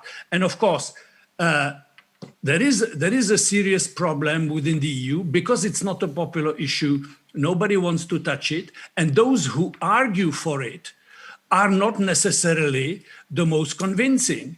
If you hear countries of Central Europe, including, for instance, Hungary, saying EU is a terrible thing, they compare it at the highest level, ministers of the government, they compare the EU to the Soviet Union, okay? This is a terrible thing. So this is an insult to EU members, to EU citizens, okay? We are a club of democracies. There are many things wrong with the EU, but it's a club of democracies. You don't like it, you can leave it. The British case is very unfortunate. We all regret it. It's bad for Britain. It's very damaging for the EU, but you can leave. So comparison with the Soviet Union is an absolute insult. Now, the people who use this comparison in the next day say, oh, but this terrible thing, the EU, that is like the Soviet totalitarian thing, is desirable, should be expanding for the Balkans. Well, what credibility do you give to such an argument? So, yeah, it's an uphill struggle. And I think that the countries of the region, I think particularly Slovenia, Croatia, those who are in the region, but also Greece has shown recently that it has a flexibility and commitment on the Macedonian issue. I think the Bulgarian example is just terrible what they've done recently. I think the countries of the region in particular show the example and do the utmost to be convincing, because they are much more convincing than some of the others that I have just mentioned. Thank you, Jacques. Another question, quite related to the response by Jacques. Now, question for Mikuláš and for Andreas. The opposition in Slovenia criticizes strongly the Polish, for instance, and Hungarian regime, so does Jacques, comparing these two countries to Slovenian present government. Now the polemics and controversies have not shied away from names like fascism or dictatorship. Now, how do you see that, Andreas? I'm still under the impression of the developments in Slovakia when Janša Nogurski, whom I got to know as a convinced European, said to me, we have not left the Soviet Union to be oppressed by the European Union. And his development later on was very critical towards the European Union. And I feel that Europe, the other European member states, should not forget the past of Poland and the past of Hungary under Soviet pressure and occupation. And one has to have much more understanding for the wish of the people in those countries, and one has to negotiate. One has to negotiate simply to blame, to make the blame game and show with the finger. Because the Hungarian Prime Minister Viktor Orban said he is for illiberal democracy, not really knowing what that means in translation. There is no illiberal democracy. Democracy as such is liberal, you see? But he meant the Christian Democrat democracy. Instead, what you tell me, perhaps you understood him better than I do, you see? But what does it mean? What does it mean? And I think we should not give up our European values, but we should be more understanding. And I have to say, I do not agree that we don't know what the European values are. They are very well defined in the European Convention on Human Rights and their protocols, in the European Human Rights Charter, which are constituent elements of the Constitution of the European Union. Within Europe, we know exactly what the rule of law means, and we know what equality means, and we know what freedom of expression means, and freedom of association. And we should try that all the member states of the European Union should respect those rules. And if two countries have difficulties, Poland has different difficulties than Hungary has, we have not to show the finger on them, but to negotiate. We have to. And we should know, and as regards Balkans and enlargement of the European Union, please, Europe, for any enlargement, there are about 6 referenda necessary in European member states.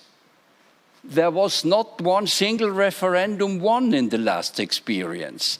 Because when we had a referendum on the European Constitution, in fact, it was about the Polish plumber and the workforce in France, you see, which was made an issue, not the Constitution. So we have to be very realistic. We have to defend what we have achieved, and unfortunately, what we have achieved is now under pressure.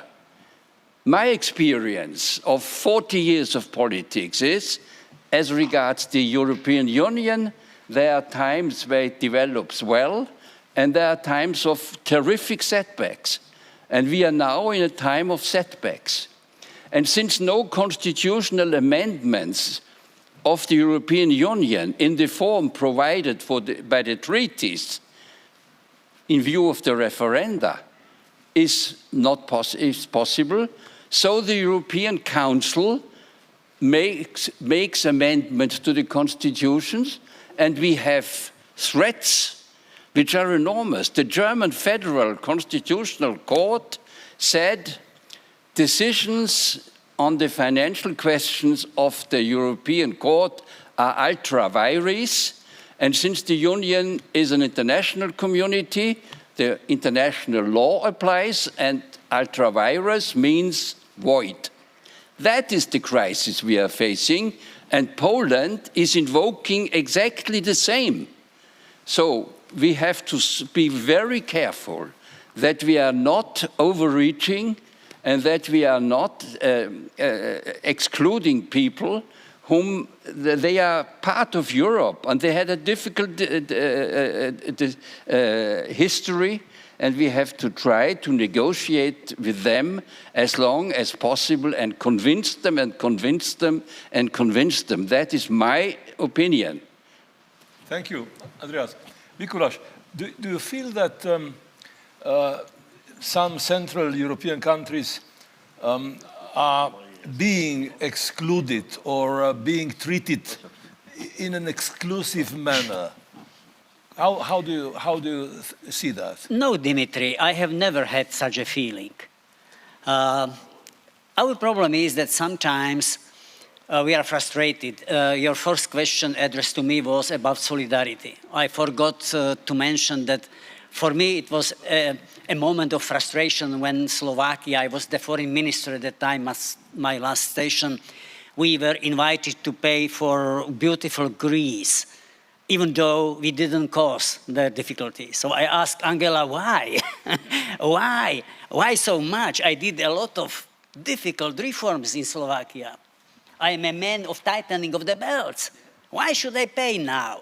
So sometimes sensitivity and empathy on the side of the biggest countries and the richest countries is missing. This is one dimension. But I had always a feeling that I am free to talk. And I have been using this freedom. I love freedom.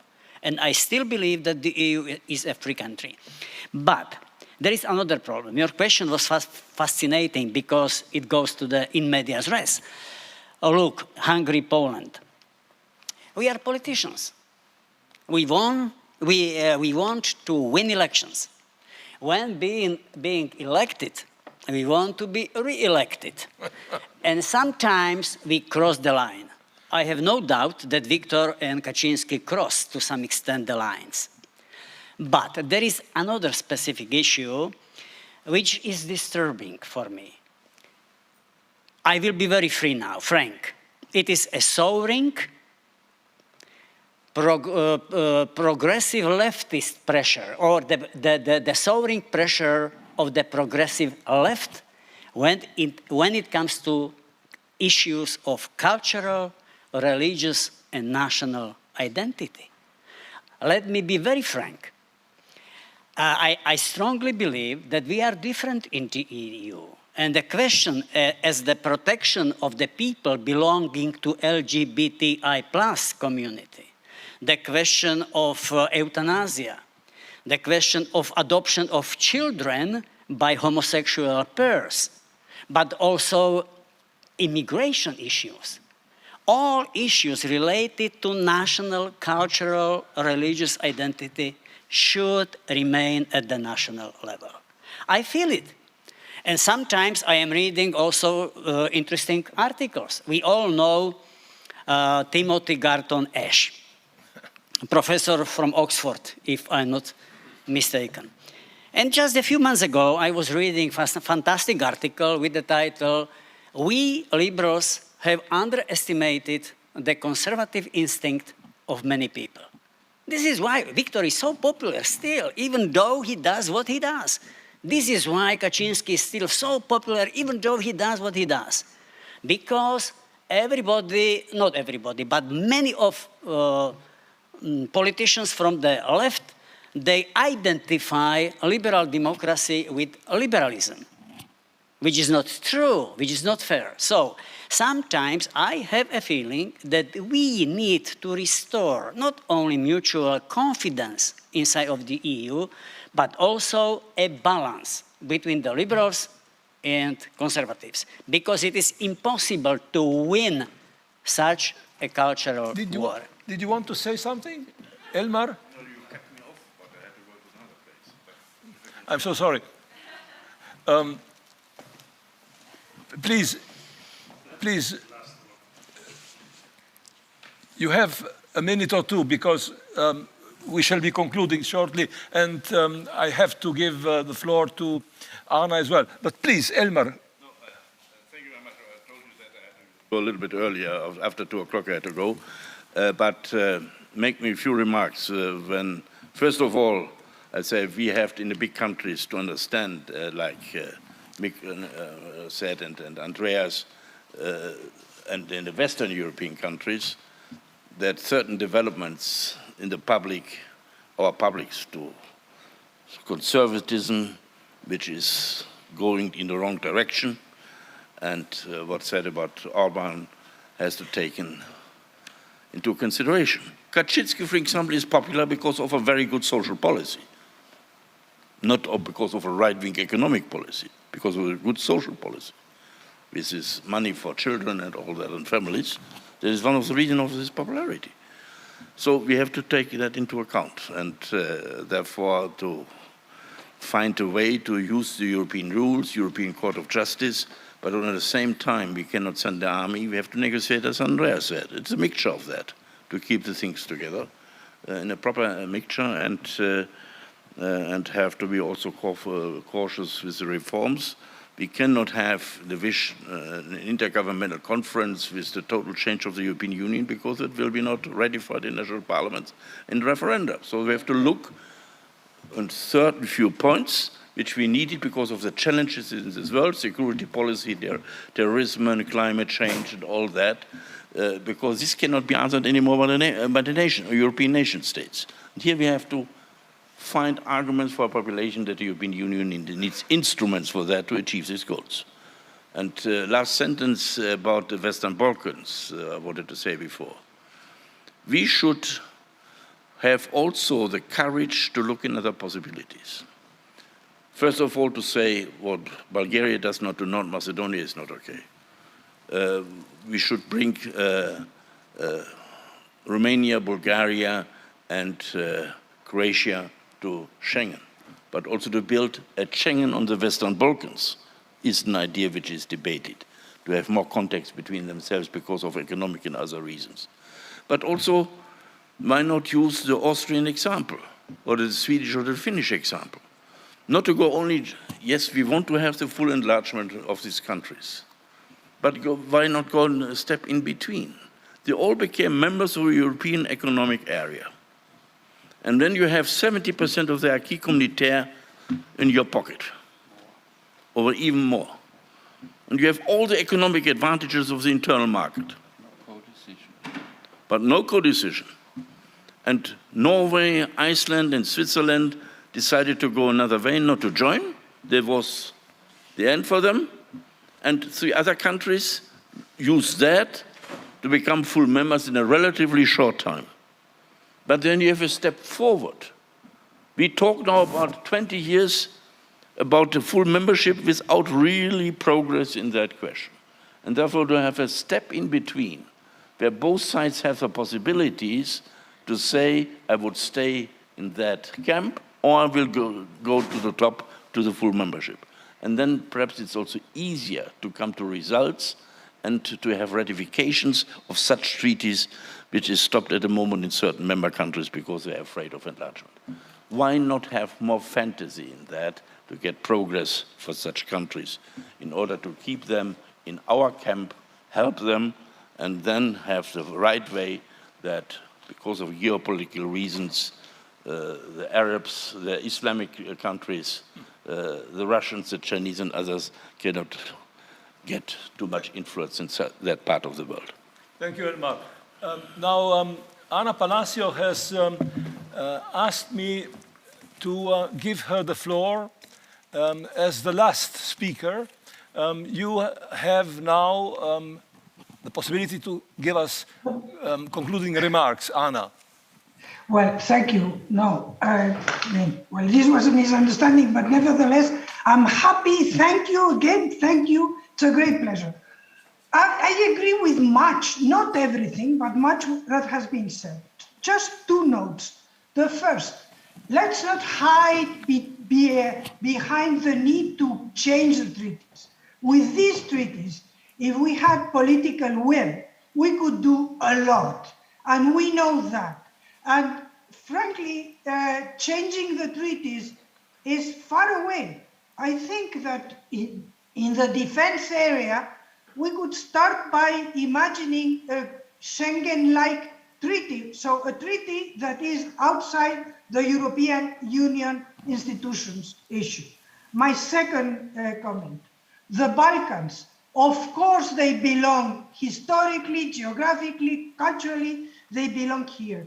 But I think that we cannot just go with a negative narrative. If we don't accept them, China will or Russia will, because what we know is that China and Russia are already present.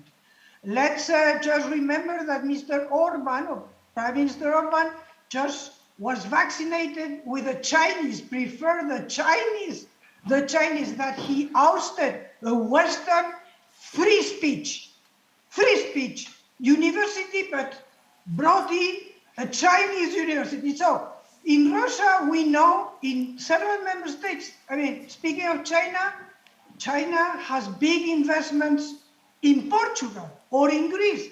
So let's find a proactive, and I agree with what Brock has said. Let's find ways. The economic area, the European economic area per se, will not be attractive because you need to add the funds, the structural funds, the cohesion funds.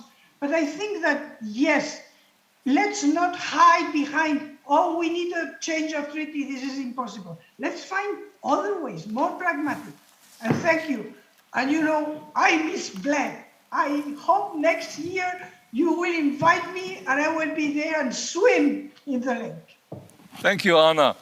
Now, we are practically at the end of this panel. I thank the distinguished participants, and I thank the audience for its patience.